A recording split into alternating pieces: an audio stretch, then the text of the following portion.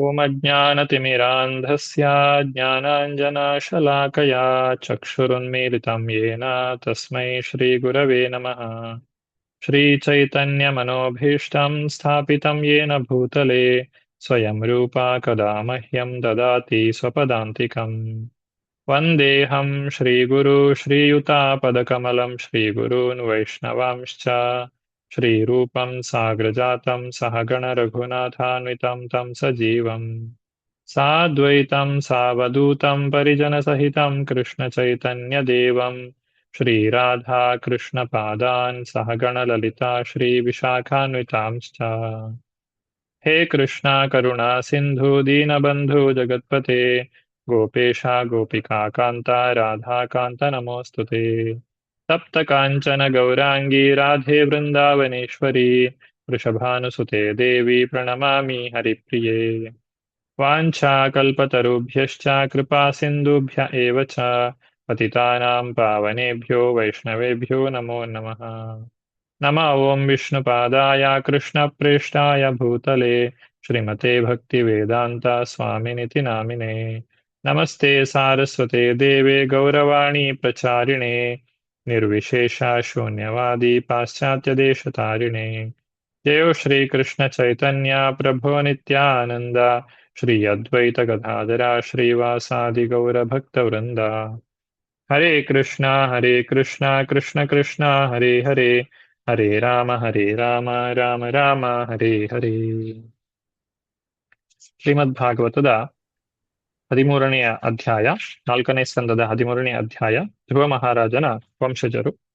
12ನೆಯ ಅಧ್ಯಾಯದಲ್ಲಿ ಧ್ರುವ ಮಹಾರಾಜನು ಭಗವದ್ಧಾಮಕ್ಕೆ ಮರಳಿದ ಬಗ್ಗೆ ನಾವು ಕಳೆದ ತರಗತಿಯಲ್ಲಿ ನೋಡಿದ್ದೇವೆ. ಹಾಗೆ ಕಳೆದ ತರಗತಿಯ ಈ 12ನೇ ಅಧ್ಯಾಯದಲ್ಲಿ 40, 41, 42, 43 ಈ 3 ಶ್ಲೋಕಗಳು ಬಹಳ ಮುಖ್ಯವಾಗಿರುವಂತಹದ್ದು. ಇಲ್ಲಿ 40ನೇ ಶ್ಲೋಕದಲ್ಲಿ ಆ ಮೈತ್ರೇಯರು ಹೇಳುವಂತಹ ಮಾತು, ಧ್ರುವ ಮಹಾರಾಜನ ಮಹಿಮೆಗಳನ್ನ ನಾರದ ಮಹರ್ಷಿಗಳು ಪ್ರಚೇತಸರ ಯಜ್ಞಭೂಮಿಯಲ್ಲಿ ಹಾಡಿದ್ದಾರೆ ಅಂತ ಹೇಳಿದ್ದಾರೆ. ಹಾಗೂ ಯಾವ ರೀತಿಯಾಗಿ ಹಾಡಿದ್ದಾರೆ ಅದು 41, 42, 43 ಮೂರನೆಯ ಶ್ಲೋಕದಲ್ಲಿ ತಿಳಿಸಲಾಗಿದೆ. ಅಂದ್ರೆ ಆ ಧ್ರುವ ಚರಿತ್ರೆಯನ್ನ 3 ಶ್ಲೋಕಗಳ ಮುಖಾಂತರವಾಗಿ ನಾರದರು ಪ್ರಚೇತಸರ ಒಂದು ಯಜ್ಞಭೂಮಿಯಲ್ಲಿ ಹಾಡಿದ್ದಾರೆ. ಒಬ್ಬ ಉತ್ತಮ ಶ್ರೋತೃ ಆದಂತಹ ವ್ಯಕ್ತಿ ಬಹಳ ಗಮನವಿಟ್ಟು ಪಾಠವನ್ನ ಕೇಳಿದಾಗ, ಗಮನವಿಟ್ಟು ಭಾಗವತವನ್ನ ಶ್ರವಣ ಮಾಡ್ತಾ ಇರ್ಬೇಕಾದ್ರೆ ಆ ಇಲ್ಲಿ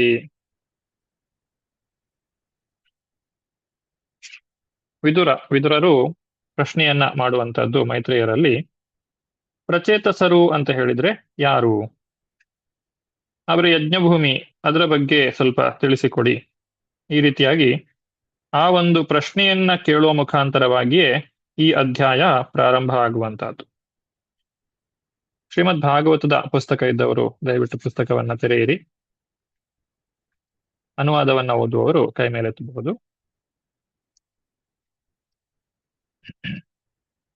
ಓಂ ನಮೋ ಭಗವತೆ ವಾಸುದೇವಾಯ.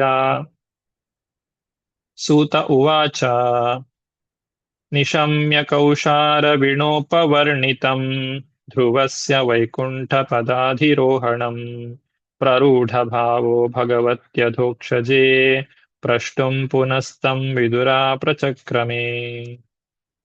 ಚಂದ್ರಿಕಾ ಮಾತಾಜಿ. ಹರೇ ಕೃಷ್ಣ ಪ್ರಭುಜಿ. ಅನುವಾದ ಮತ್ತು ಭಾವಾರ್ಥ ಶ್ರೀಲ ಪ್ರಭುಪಾದರಿಂದ ಶ್ರೀಲ ಪ್ರಭುಪಾದರಿಗೆ ಜಯವಾಗಲಿ. ಶೌನಕರೇ, ಮೊದಲಾಗಿ ಅಲ್ಲಿ ನೆರೆದಿದ್ದ ಎಲ್ಲಾ ಋಷಿಗಳನ್ನು ಉದ್ದೇಶಿಸಿ ಸಂಭಾಷಣೆಯನ್ನು ಮುಂದುವರಿಸುತ್ತಾ ಸೂತಮುನಿಗಳು ನುಡಿದರು. ಧ್ರುವ ಮಹಾರಾಜನು ವಿಷ್ಣು ಪದವನ್ನು ಅಂದರೆ ವೈಕುಂಠವನ್ನು ಸೇರಿದ ವೃತ್ತಾಂತವನ್ನು ಮೈತ್ರೇಯರು ವರ್ಣಿಸಿದರು. ಅದನ್ನು ಕೇಳಿ ವಿದುರನು ಭಕ್ತಿಭಾವದ ಜ್ಞಾನ ಭರಿತನಾದನು ಮತ್ತು ಮೈತ್ರೇಯರನ್ನು ಹೀಗೆಂದು ಕೇಳಿದನು. ಹರೇ ಕೃಷ್ಣ ಪ್ರಭುಜಿ. ವಿದುರ ಉವಾಚ ಕೇತೆ ಪ್ರಚೇತಸೋ ನಾಮ ಕಸ್ಯ ಪತ್ಯಾನಿ ಸುವ್ರತ ಕಸ್ಯಾನ್ವವಾಯೇ ಪ್ರಖ್ಯಾತ ಕುತ್ರ ವಾ ಸತ್ರಮಾಸತ. ಶಶಿಕುಮಾರ್ ಪ್ರಭು. ಹರೇ ಕೃಷ್ಣ ಪ್ರಭುಜಿ. ಶ್ರೀಲ ಪ್ರಭುಪಾದರಿಗೆ ಜಯವಾಗಲಿ. ವಿದುರನು ಮೈತ್ರೇಯರನ್ನು ಕೇಳಿದನು, ಭಕ್ತೋತ್ತಮರೇ, ಪ್ರಚೇತಸರು ಯಾರು? ಅವರು ಯಾವ ವಂಶಕ್ಕೆ ಸೇರಿದವರು, ಯಾರ ಮಕ್ಕಳು, ಅವರು ಮಹಾಯಜ್ಞಗಳನ್ನು ಎಲ್ಲಿ ಮಾಡಿದರು? ಹರೇ ಕೃಷ್ಣ. ಹರೇ ಕೃಷ್ಣ. ಮನ್ಯೇ ಮಹಾಭಾಗವತಂ ನಾರದಂ ದೇವದರ್ಶನಂ ಯೇನ ಪ್ರೋಕ್ತ ಕ್ರಿಯಾ ಯೋಗ ಪರಿಚರ್ಯಾ ವಿಧಿರ್ಹರೇ. ಶೋಭಯನ್ ಮಾತಾಜಿ. ವಿದುರನು ಮುಂದುವರಿಸಿದನು, ನಾರದ ಮಹರ್ಷಿಗಳು ಭಕ್ತರಲ್ಲೆಲ್ಲ ಅತ್ಯಂತ ಶ್ರೇಷ್ಠರೆಂದು ನಾನು ಬಲ್ಲೆ. ಭಕ್ತಿ ಸೇವಾ ಮಾರ್ಗದ ಪಾಂಚರಾತ್ರಿಕ ಕ್ರಮವನ್ನು ಕೊಟ್ಟ ಅವರು ದೇವೋತ್ತಮ ಪರಮಪುರುಷನನ್ನು ಪ್ರತ್ಯಕ್ಷವಾಗಿ ಸಂಧಿಸಿದ ಮಹಾತ್ಮರು. ಇಲ್ಲಿ ನಾರದರನ್ನ ದೇವದರ್ಶನಂ ಅಂತ ಹೇಳಿ ಕರೆಯಲಾಗಿದೆ. ದೇವೋತ್ತಮ ಪರಮಪುರುಷನನ್ನು ಭೇಟಿಯಾದವರು ಮತ್ತು ಭೇಟಿ ಮಾಡಿಸಿದವರು. ನಾವು ನಾರದರ ಕಥೆಗಳನ್ನ, ನಾರದರ ಚಟುವಟಿಕೆಗಳನ್ನ ತಿಳಿತಾ ಹೋದ ಹಾಗೆ ನಮಗೂ ಕೂಡ ಭಗವಂತನ ಒಂದು ದರ್ಶನ ಆಗ್ತದೆ ಈ ಶ್ರೀಮದ್ ಭಾಗವತದ ಪುಟಗಳಲ್ಲಿ. ಅದರಿಂದ ಅವರನ್ನ ದೇವದರ್ಶನಂ ಅಂತ ಹೇಳಿ ಕರೆಯಲಾಗಿದೆ. ಹಾಗೆ ಪಾಂಚರಾತ್ರಿಕ ವಿಧಿಯ ಬಗ್ಗೆ ಇಲ್ಲಿ ಹೇಳಲಾಗಿದೆ. ಪಾಂಚರಾತ್ರಿಕ ವಿಧಿ ಮತ್ತೆ ಭಾಗವತ ವಿಧಿ ಅನ್ನುವಂತಹ ಎರಡು ದಾರಿಗಳಿವೆ. ಇದು ಹೇಗೆ ಅಂತ ಹೇಳಿದ್ರೆ, ಪಂಚರಾತ್ರ ವಿಧಿಯಲ್ಲಿ ಭಗವಂತನನ್ನ ಹೇಗೆ ಆರಾಧಿಸಬೇಕು ಅನ್ನೋದನ್ನ ನಮಗೆ ತಿಳಿಸಿಕೊಡ್ತಾರೆ. ಭಾಗವತ ವಿಧಿಯಲ್ಲಿ ಭಗವಂತನ ಚಟುವಟಿಕೆಗಳ ಬಗ್ಗೆ ತಿಳಿದುಕೊಳ್ಳುವಂಥದ್ದು. ಅಂದ್ರೆ ಈ ಶ್ರೀಮದ್ ಭಾಗವತ, ಭಗವದ್ಗೀತೆಗಳ ಅಧ್ಯಯನ, ಇದೆಲ್ಲವೂ ಕೂಡ ಭಾಗವತ ವಿಧಿಯಲ್ಲಿ ಬರುವಂತಹದ್ದು. ಹಾಗೆ ನಾವು ದೇವರಿಗೆ ಆರತಿ ಮಾಡ್ತೇವೆ, ಅಭಿಷೇಕ ಮಾಡ್ತೇವೆ, ಅಡಿಗೆ ಮಾಡಿ ನೈವೇದ್ಯವನ್ನ ಸಮರ್ಪಣೆ ಮಾಡ್ತೇವೆ. ಇದೆಲ್ಲ ಪಾಂಚರಾತ್ರ ವಿಧಿಯಲ್ಲಿ ಬರುವಂತಹದ್ದು. ಇದೆರಡೂ ಕೂಡ ಜೊತೆಯಲ್ಲಿ ಹೋಗ್ಬೇಕು. ನಾವು ಪ್ರತಿನಿತ್ಯ ಹರೇ ಕೃಷ್ಣ ಮಂತ್ರವನ್ನ ಜಪ ಮಾಡ್ತೇವೆ, ಶ್ರೀಲ ಪ್ರಭುಪಾದರ ಪುಸ್ತಕಗಳನ್ನ ಓದ್ತೇವೆ, 4 ನಿಯಂತ್ರಕ ತತ್ವಗಳನ್ನ ಪಾಲನೆ ಮಾಡ್ತೇವೆ. ಇದೆಲ್ಲವೂ ಕೂಡ ಈ ಭಾಗವತ ವಿಧಿಗೆ ಸಂಬಂಧಪಟ್ಟಿರುವಂತಹದ್ದು. ಭಾಗವತ ವಿಧಿಯನ್ನ ನಾವು ನಿತ್ಯವೂ ಕೂಡ ಆಚರಣೆ ಮಾಡಬೇಕು. ಹಾಗೆ ಪಂಚರಾತ್ರಿಕ ವಿಧಿ ನಮಗೆ ಭಕ್ತಿಯಲ್ಲಿ ಇನ್ನಷ್ಟು ಸಾಧಿಸಲಿಕ್ಕೆ ನಮಗೆ ಸಹಾಯವನ್ನ ಮಾಡ್ತದೆ. ಪಂಚರಾತ್ರ ವಿಧಿ ಭಾಗವತ ವಿಧಿಗೆ ಅನುಕೂಲಕರವಾಗಿ ನಾವು ಅದನ್ನ ಸಾಧನೆ ಮಾಡಿಕೊಂಡು ಹೋಗುವಂತಹದ್ದು. ಉದಾಹರಣೆಗೆ ಬೆಳಗ್ಗೆ ಎದ್ದ ಕೂಡಲೇ ನಾವು ಸ್ನಾನ ಮಾಡುವ ಮೊದಲೇ ಜಪವನ್ನ ಮಾಡಬಹುದಾ ಅಂತ ಹೇಳಿದ್ರೆ, ಭಾಗವತ ವಿಧಿಯ ಪ್ರಕಾರ ನಾವು ಆ ರೀತಿಯಾಗಿ ಮಾಡಬಹುದು. ಆದ್ರೆ ಪಾಂಚರಾತ್ರಿಕ ವಿಧಿಯ ಪ್ರಕಾರವಾಗಿ ಮಾಡ್ಲಿಕ್ಕೆ ಸಾಧ್ಯ ಇಲ್ಲ. ಅಂದ್ರೆ ದೇವರಿಗೆ ನಾವು ಅಡಿಗೆ ಮಾಡ್ಬೇಕಾದ್ರೆ, ನೈವೇದ್ಯವನ್ನ ಮಾಡ್ಬೇಕಾದ್ರೆ, ದೇವರಿಗೆ ಅಲಂಕಾರ ಮಾಡ್ಬೇಕಾದ್ರೆ ನಾವು ಶುದ್ಧತೆಯಲ್ಲಿರ್ಬೇಕಾಗ್ತದೆ. ನಾವು ಆಚರಣೆಗಳನ್ನ ಸರಿಯಾಗಿ ಅನುಷ್ಠಾನ ಮಾಡಬೇಕಾಗ್ತದೆ. ಹಾಗಾಗಿ ಹುಷಾರಿಲ್ಲದೆ ಇರುವಾಗ ಅಥವಾ ಬೇರೆ ಯಾವುದೇ ಸೂತಕಗಳೆಲ್ಲ ಇರಬೇಕಾದ್ರೆ ಪಂಚರಾತ್ರಿಕ ವಿಧಿಯನ್ನ ನಾವು ಅನುಸರಣೆ ಮಾಡ್ಲಿಕ್ಕೆ ಸಾಧ್ಯ ಆಗುವುದಿಲ್ಲ. ಅಥವಾ ದೇವಸ್ಥಾನದಲ್ಲಿ ಸೇವೆಯನ್ನ ಮಾಡ್ಲಿಕ್ಕೆ ಸಾಧ್ಯ ಆಗುವುದಿಲ್ಲ. ಆದ್ರೆ ಭಾಗವತ ವಿಧಿಗೆ ಯಾವುದೇ ಒಂದು ತಡೆ ಇಲ್ಲ. ನಿರಂತರವಾಗಿ ನಾವು ಭಾಗವತ ವಿಧಿಯನ್ನ ಅನುಸರಣೆ ಮಾಡ್ಲೇಬೇಕು. ಯಾಕಂದ್ರೆ ಅದು ನಮ್ಮನ್ನ ಯಾವಾಗ್ಲೂ ಶುದ್ಧೀಕರಿಸುವಂತಹದ್ದು, ನಮ್ಮಲ್ಲಿರುವಂತಹ ಎಲ್ಲ ಕಶ್ಮಲಗಳನ್ನ ದೂರ ಮಾಡುವಂತಹದ್ದು. ಹಾಗಾದ್ರೆ ಪಂಚರಾತ್ರ ವಿಧಿಯ ಅಗತ್ಯ ಏನು ಅಂತ ಹೇಳಿ ನಮಗೆ ಮನಸ್ಸಿಗೆ ಬರ್ಬೋದು. ಭಾಗವತ ವಿಧಿಯೇ ಶ್ರೇಷ್ಠ ಅಥವಾ ಭಾಗವತ ವಿಧಿ ಎಲ್ಲರಿಗೂ ಸುಲಭ ಮಾಡಬಹುದು ಅಂತ ಇದ್ರೆ ಪಂಚರಾತ್ರ ವಿಧಿ ಯಾಕೆ ಬೇಕು? ಪಂಚರಾತ್ರ ವಿಧಿ ಇಲ್ಲದೆ ಹೋದ್ರೆ ನಮಗೆ ಭಾಗವತ ವಿಧಿ ಅಥವಾ ನಮ್ಮ ಏನು ಜಪ ಮಾಡುವಂತಹದ್ದು, ಅಥವಾ ಪುಸ್ತಕಗಳನ್ನ ಅಧ್ಯಯನ ಮಾಡುವಂತಹದ್ದು, ಇದಕ್ಕೆ ಒಂದು ಪ್ರೇರಣೆ ದೊರಕುವುದಿಲ್ಲ ಮತ್ತು ಅದರಲ್ಲಿ ಉತ್ತಮವಾದಂತಹ ಫಲವನ್ನ ನಾವು ಪಡೀಲಿಕ್ಕೆ ಸಾಧ್ಯ ಆಗುವುದಿಲ್ಲ. ಈಗ ಶಾಸ್ತ್ರದಲ್ಲಿ ನಾಮ್ನಾಮಕಾರಿ ಅಕಾರಿ ಬಹುಧಾ ನಿಜ ಸರ್ವ ಶಕ್ತಿ ತತ್ರಾರ್ಪಿತ ನಿಯಮಿತ ಸ್ಮರಣೆ ನ ಕಾಲಃ. ಯಾವ ಕಾಲದಲ್ಲಿಯೂ ನಾವು ಜಪವನ್ನ ಮಾಡಬಹುದು ಅಂತ ಹೇಳ್ತಾರೆ. ಪ್ರಯಾಣ ಮಾಡುವಾಗ್ಲೂ ಜಪ ಮಾಡಬಹುದು, ಬೆಳಗ್ಗೆ ಎದ್ದು ಕೂಡಲೇ ಜಪ ಮಾಡಬಹುದು, ಅಥವಾ ಎಲ್ಲಿಯೇ ಇದ್ರೂ ಕೂಡ ಜಪವನ್ನ ಮಾಡಬಹುದು. ಆದ್ರೂ ಕೂಡ ಒಂದು ಉತ್ತಮವಾದಂತಹ ವಾತಾವರಣದಲ್ಲಿ ಶುಭ್ರವಾದಂತಹ ವಸ್ತ್ರವನ್ನ ಧರಿಸಿ ಶಾಂತವಾದಂತಹ ಸ್ಥಳದಲ್ಲಿ ಜಪವನ್ನ ಮಾಡಿದ್ರೆ ಅದು ಹೆಚ್ಚಿನ ಪರಿಣಾಮವನ್ನ ನಮಗೆ ಕೊಡ್ತದೆ. ಹಾಗೆ ಈ ಒಂದು ಪಂಚರಾತ್ರ ವಿಧಿ ನಾವು ಎಷ್ಟು ಭಗವಂತನಿಗೆ ಸೇವೆಯನ್ನ ಮಾಡ್ತೇವೆ, ನೇರವಾಗಿ ಭಗವಂತನಿಗೆ ಸೇವೆ ಮಾಡ್ಲಿಕ್ಕೆ ನಮಗೆ ಸಾಧ್ಯವಾಗ್ತದೆ, ಅಷ್ಟು ನಮಗೆ ಭಗವಂತನ ಕುರಿತಾದಂತಹ ಸಾಕ್ಷಾತ್ಕಾರ ಹೆಚ್ಚಾಗ್ತಾ ಹೋಗ್ತದೆ. ಅದರಿಂದ ಇದೆರಡೂ ಕೂಡ ಬಹಳ ಮುಖ್ಯವಾದಂತಹದ್ದು. ಆದ್ರೆ ಯಾವಾಗ ಭಾಗವತ ವಿಧಿ ಮತ್ತೆ ಪಂಚರಾತ್ರ ವಿಧಿ ಅದು ಒಂದರಲ್ಲಿ ಯಾವ್ದಾದ್ರು ಒಂದನ್ನ ನೀವು ಆಯ್ಕೆ ಮಾಡ್ಕೊಳ್ಬೇಕಾದಂತಹ ಪರಿಸ್ಥಿತಿ ಬಂದಾಗ ನಾವು ಭಾಗವತ ವಿಧಿಗೆ ಹೆಚ್ಚಿನ ಒಂದು ಪ್ರಾಮುಖ್ಯತೆಯನ್ನ ಕೊಡ್ತೇವೆ. ಅಲ್ಲದೆ ಹೋದ್ರೆ ಎರಡನ್ನೂ ಕೂಡ ನಾವು ಆಚರಣೆ ಮಾಡಬೇಕಾಗ್ತದೆ. ಈ ಒಂದು ಪಂಚರಾತ್ರಿಕ ಕ್ರಮವನ್ನ ತಿಳಿಸಿಕೊಟ್ಟವರು ನಾರದರು, ಹಾಗಾಗಿ ಅದನ್ನ ನಾರದ ಪಂಚರಾತ್ರ ಅಂತ ಹೇಳಿ ಕರೆಯುತ್ತಾರೆ. ಹಾಗೆ ಇಸ್ಕಾನ್ ನಲ್ಲಿ ನಾವು ಪಂಚರಾತ್ರ ಪ್ರದೀಪ ಅನ್ನುವಂತಹ ಪುಸ್ತಕವನ್ನ ಅನುಸರಿಸ್ತೇವೆ. ಇದು GBC ನಮಗೆ ಕೊಟ್ಟಿರುವಂತಹ ಎಲ್ಲ ಮಹಾರಾಜರೆಲ್ಲ ಒಟ್ಟಿಗೆ ಸೇರಿ ಈ ನಾರದ ಪಂಚರಾತ್ರವನ್ನ ನಾವು ಯಾವ ರೀತಿಯಾಗಿ ಆಚರಣೆ ಮಾಡಬೇಕು ಅಂತ ಹೇಳಿ ಅವರು ಪ್ರಭುಪಾದರಿಂದ ಯಾವ ರೀತಿಯಾಗಿ ಕಲ್ತಿದ್ದಾರೋ ಅದನ್ನ ಪುಸ್ತಕ ರೂಪದಲ್ಲಿ ನಮಗೆ ಕೊಟ್ಟಿದ್ದಾರೆ. ಯಾರೆಲ್ಲ ವಿಗ್ರಹದ ಆರಾಧನೆ ಮಾಡ್ತಾರೆ ಅವರಿಗೆಲ್ಲ ಈ ಒಂದು ವಿಚಾರಗಳು ತಿಳಿದಿರಬೇಕು. ಅರ್ಚನಾ ವಿಧಾನ ಅಂತ ಹೇಳಿ ಇದನ್ನ ಹೇಳ್ತಾರೆ. ಇನ್ನು ಭಾಗವತ ವಿಧಿಯಲ್ಲಿ ನವವಿಧ ಭಕ್ತಿ ಅಂತ ಹೇಳ್ತೇವೆ. ಶ್ರವಣಂ, ಕೀರ್ತನಂ, ವಿಷ್ಣು ಸ್ಮರಣಂ, ಪಾದ ಸೇವನಂ, ಅರ್ಚನಂ, ವಂದನಂ, ಸಖ್ಯಂ, ಆತ್ಮನಿವೇದನಂ ಅಂತ ಹೇಳಿ ಹೇಳ್ತಾರೆ. ಹಾಗೆ ಪಂಚರಾತ್ರ ವಿಧಿಯಲ್ಲಿ ಭಗವಂತನಿಗೆ ಮಾಡುವಂತಹ ಬೇರೆ ಬೇರೆ ಸೇವೆಗಳ ಬಗ್ಗೆ ತಿಳಿಸಲಾಗಿದೆ. ಮುಂದುವರಿಸ್ತಾ 4ನೆಯ ಶ್ಲೋಕ. ಸ್ವಧರ್ಮಶೀಲೈ ಪುರುಷೈ ಭಗವಾನ್ ಯಜ್ಞ ಪೂರುಷಃ ಯುಜ್ಯಮಾನೋ ಭಕ್ತಿಮತ ನಾರದೇ ನೇರಿತ ಕಿಲ. ಉತ್ತಮ ಪದ್ಮ ಮಾತಾಜಿ. ಹರೇ ಕೃಷ್ಣ ಪ್ರಭುಜಿ. ಅನುವಾದ ಪ್ರಭುಪಾದರಿಂದ. ಪ್ರಭುಪಾದ್ ಕಿ ಜೈ.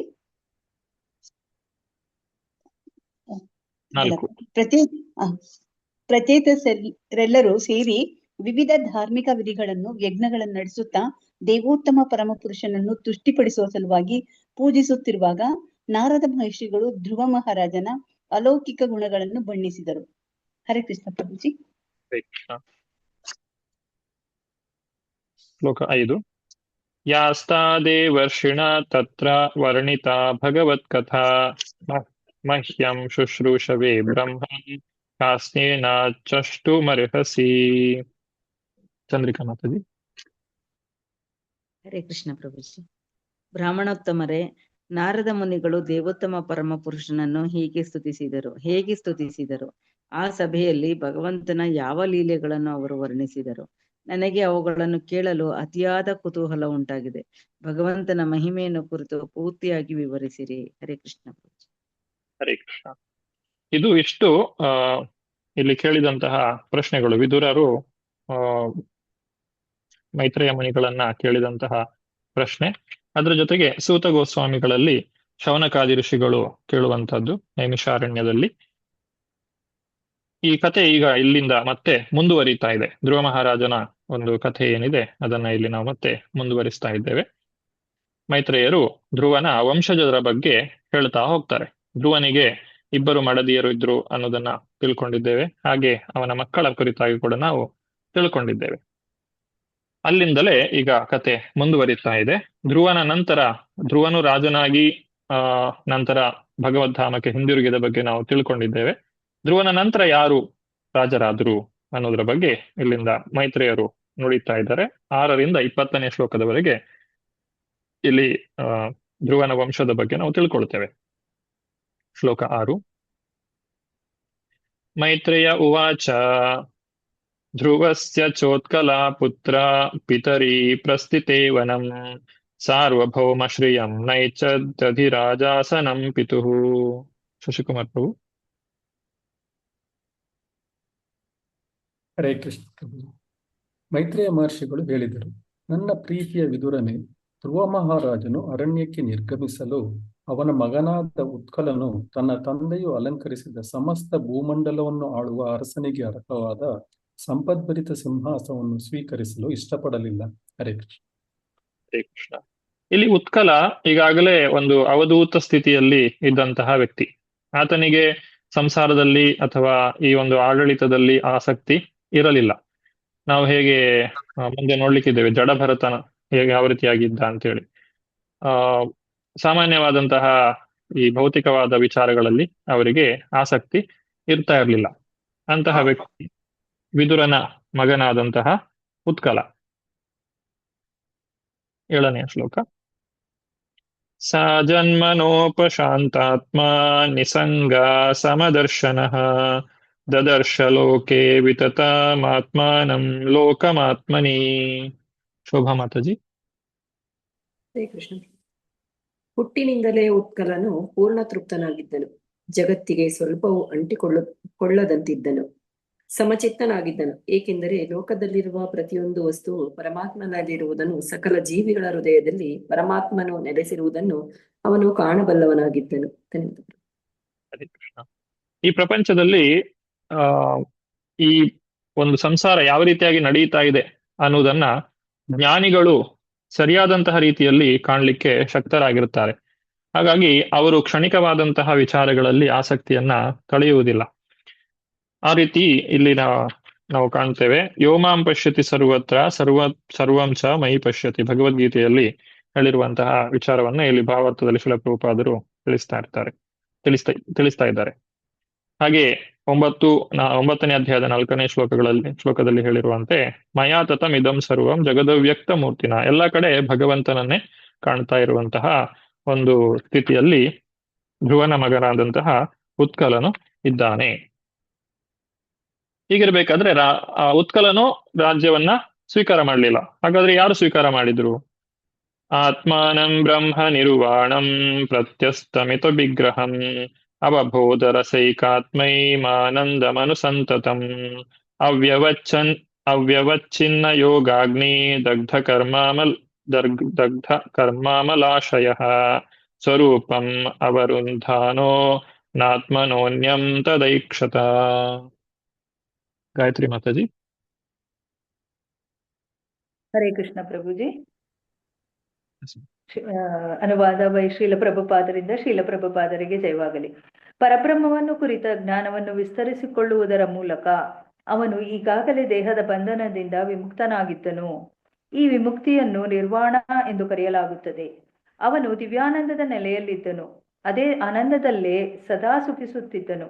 ಅದು ಅವನಲ್ಲಿ ಹೆಚ್ಚು ಹೆಚ್ಚಾಗಿ ವಿಸ್ತಾರಗೊಳ್ಳುತ್ತಲೇ ಇತ್ತು. ನಿರಂತರ ಭಕ್ತಿಯೋಗವನ್ನು ಆಚರಿಸುವುದರಿಂದ ಅವನಿಗೆ ಇದು ಸಾಧ್ಯವಾಗಿತ್ತು. ಇಲ್ಲಿ ಭಕ್ತಿಯೋಗವನ್ನು ಬೆಂಕಿಗೆ ಹೋಲಿಸಲಾಗಿದೆ. ಅದು ಮಲಿನ ಭೌತಿಕ ವಸ್ತುಗಳನ್ನೆಲ್ಲ ಸುಟ್ಟು ಹಾಕುತ್ತದೆ. ಉತ್ಕಲನು ಸದಾ ಆತ್ಮ ಸಾಕ್ಷಾತ್ಕಾರದ ಸ್ಥಿತಿಯಲ್ಲಿ ಇರುತ್ತಿದ್ದನು. ಪರಮಪ್ರಭುವಲ್ಲದೆ ಬೇರಾವುದು ಅವನ ಕಣ್ಣಿಗೆ ಬೀಳುತ್ತಿರಲಿಲ್ಲ. ಅವನು ಅವಿರತವಾಗಿ ಭಕ್ತಿ ಸೇವೆಯಲ್ಲಿ ನಿರತನಾಗಿದ್ದನು. ಹರೇ ಕೃಷ್ಣ ಪ್ರಭುಜಿ. ಹರೇ ಕೃಷ್ಣ.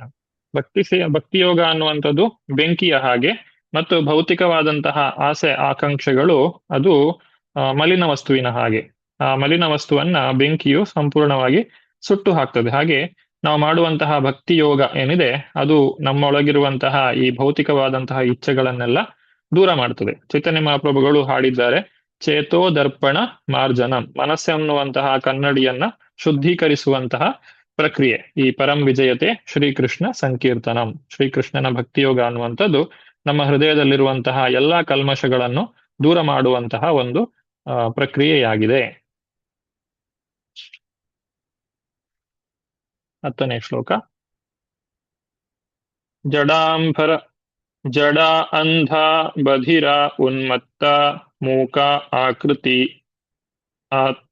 ಆಕೃತಿ ತತ್ಮತಿಃ ಲಕ್ಷಿತ ಪತಿಬಾಲಾನಾಂ ಪ್ರಶಾಂತಾರ್ಚಿರಿವಾನಲಃ. ಕವಿತಾ ಮಾತಾಜಿ. ಹರೇ ಕೃಷ್ಣ ಮಾತಾಜಿ ಪ್ರಭುಜಿ. ಹರೇ ಕೃಷ್ಣ. ಉತ್ಕಲನು ಒಬ್ಬ ಜಡನ ಹಾಗೆ, ದಡ್ಡನ ಹಾಗೆ, ಕುರುಡನು ಮೂಗನು ಹುಚ್ಚನು ಆಗಿರುವ ಹಾಗೆ ವಾಸ್ತವವಾಗಿ ಹಾಗಿರದಿದ್ದರೂ ತೋರಿಸಿಕೊಳ್ಳುತ್ತಿದ್ದನು. ಅವನು ಬೂದಿ ಮುಸುಕಿದ ಕೆಂಡವು ತನ್ನ ಕೆನ್ನಾಲಗೆಗಳನ್ನು ತೋರ್ಪಡಿಸಿಕೊಳ್ಳದೆ ಇರುವ ಹಾಗೆ ಇದ್ದನು. ಹರೇ ಕೃಷ್ಣ.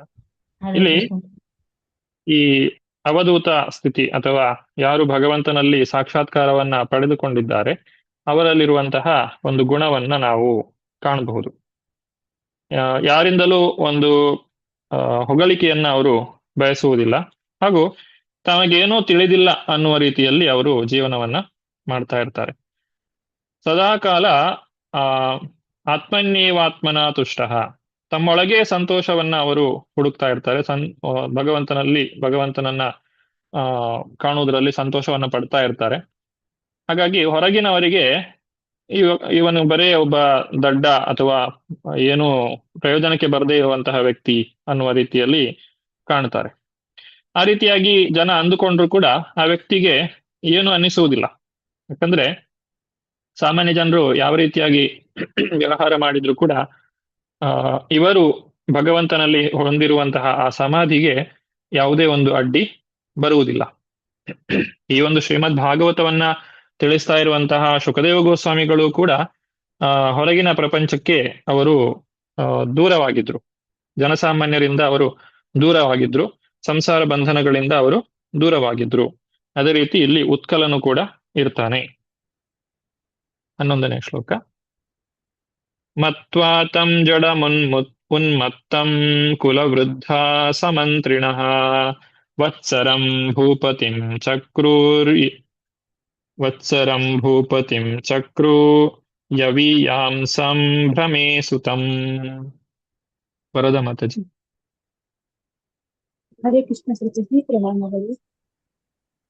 ಶಿಲಾಪ್ರಸಾದರಿಂದ ಶಿಲಾಪ್ರಸಾದಕ್ಕೆ ಜಯವಾಗಲಿ. ಅನುವಾದ. ಈ ಕಾರಣದಿಂದ ಉತ್ಕಲನು ಜಡನಾಗಿದ್ದಾನೆ, ಅವನಿಗೆ ಹುಚ್ಚು ಹಿಡಿದಿದೆ ಎಂದು ರಾಜ್ಯದ ಮಂತ್ರಿಗಳು ಮತ್ತು ಕುಟುಂಬದ ಹಿರಿಯರು ಭಾವಿಸಿದರು. ಹಾಗಾಗಿ ಅವನು ತಮ್ಮನು ದ್ರವಿಯ ಪುತ್ರನು ಆದ ವತ್ಸರನನ್ನು ಸಿಂಹಾಸನದ ಮೇಲೆ ಕೊಳ್ಳಿರಿಸಿದರು. ವತ್ಸರನು ಭೂಲೋಕದ ರಾಜನಾದನು. ಹರೇ ಕೃಷ್ಣ ಪ್ರಭು, ಧನ್ಯವಾದಗಳು. ಹರೇ ಕೃಷ್ಣ. ಈ ರೀತಿ ಧ್ರುವನ ಇನ್ನೊಬ್ಬ ಮಗನಾದಂತಹ ವತ್ಸರನು ರಾಜನಾಗ್ತಾನೆ. ಇನ್ನು ಮುಂದಕ್ಕೆ ವತ್ಸರನ ಸಂಸಾರದ ಬಗ್ಗೆ, ಆತನ ಮಕ್ಕಳ ಬಗ್ಗೆ, ಆತನ ಮಕ್ಕಳಿಂದ ಮುಂದಕ್ಕೆ ಹೇಗೆ ವಂಶ ಬೆಳೆದುಕೊಂಡು ಹೋಯಿತು ಅನ್ನೋದನ್ನ ನೋಡೋಣ. ಸ್ವರ್ವೀಥಿ ವತ್ಸರಸ್ಯ ಇಷ್ಟ ಭಾರ್ಯಾ ಸೂತ ಷಡಾತ್ಮಜಾನ್ ಪುಷ್ಪಾರ್ಣಂ ತಿಗ್ಮಕೇತುಂ ಚ ಇಶಮೂರ್ಜಂ ವಸುಂ ಜಯಂ. ಚಂದ್ರಿಕಾ ಮಾತಾಜಿ. ಹರೇ ಕೃಷ್ಣ ಪ್ರಭುಜಿ. ವತ್ಸರ ರಾಜನ ಪ್ರೀತಿಯ ಪತ್ನಿಯ ಹೆಸರು ಸರ್ವೀಥಿ. ಅವಳು 6 ಜನ ಗಂಡು ಮಕ್ಕಳಿಗೆ ಜನ್ಮವಿತ್ತಳು. ಅವರ ಹೆಸರು ಪುಷ್ಪಾರ್ಣ, ತಿಗ್ಮಕೇತು, ಇಶಾ, ಊರ್ಜಾ, ವಸು ಮತ್ತು ಜಯ. ಹರೇ ಕೃಷ್ಣ ಪ್ರಭುಜಿ. ಹರೇ ಕೃಷ್ಣ. ಇನ್ನು ಮುಂದಕ್ಕೆ ಈ ಒಂದು ವಂಶಜರ ಬಗ್ಗೆ ಹೇಳ್ತಾ ಹೋಗ್ತಾರೆ. ಪುಷ್ಪಾರ್ಣ, ಆತನಿಗೆ 2 ಪತ್ನಿಯರಿದ್ರು, ಪ್ರಭಾ ಮತ್ತೆ ದೋಷ. ಪ್ರಭಾ ಆಕೆಗೆ 3 ಜನ ಮಕ್ಕಳು. ಅವರು ಪ್ರಾತಃ, ಮಧ್ಯಾಹ್ನ, ಸಾಯಂ ಅಂದ್ರೆ ಬೆಳಗ್ಗೆ, ಮಧ್ಯಾಹ್ನ, ಸಂಜೆ ಅನ್ನುವಂತ ಹೆಸರನ್ನ ಅವರು ಇಟ್ಟಿದ್ದಾರೆ. ಪ್ರಭಾ ಅಂದ್ರೆ ಬೆಳಗ್ಗೆ, ಪ್ರಭೆ ಅಂದ್ರೆ ಸೂರ್ಯನ ಬೆಳಕು, ಅದರಿಂದ ಬರುವಂತಹದ್ದು ಆಗುವಂತಹ 3 ಸಂಧ್ಯೆಗಳು. ಆ ರೀತಿಯಾಗಿ ಅವರಿಗೆ ಹೆಸರಿಟ್ಟಿದ್ದಾರೆ. ದೋಷಾಳಿಗೆ ಕೂಡ 3 ಮಕ್ಕಳು, ಪ್ರದೋಷ, ನಿಶಿತ ಮತ್ತೆ ವ್ಯುಷ್ಟ. ವ್ಯುಷ್ಟನ ಪತ್ನಿ ಪುಷ್ಕರಿಣಿ. ಅವಳು ಬಹಳ ಪರಾಕ್ರಮಿಯಾದಂತಹ ಸರ್ವತೇಜನಿಗೆ ಜನ್ಮವಿತ್ತಳು. ಸರ್ವತೇಜನ ಪತ್ನಿ ಆಕೂತಿಗೆ ಚಾಕ್ಷುಷ ಅನ್ನುವಂತಹ ಮಗ ಹುಟ್ಟುತ್ತಾನೆ.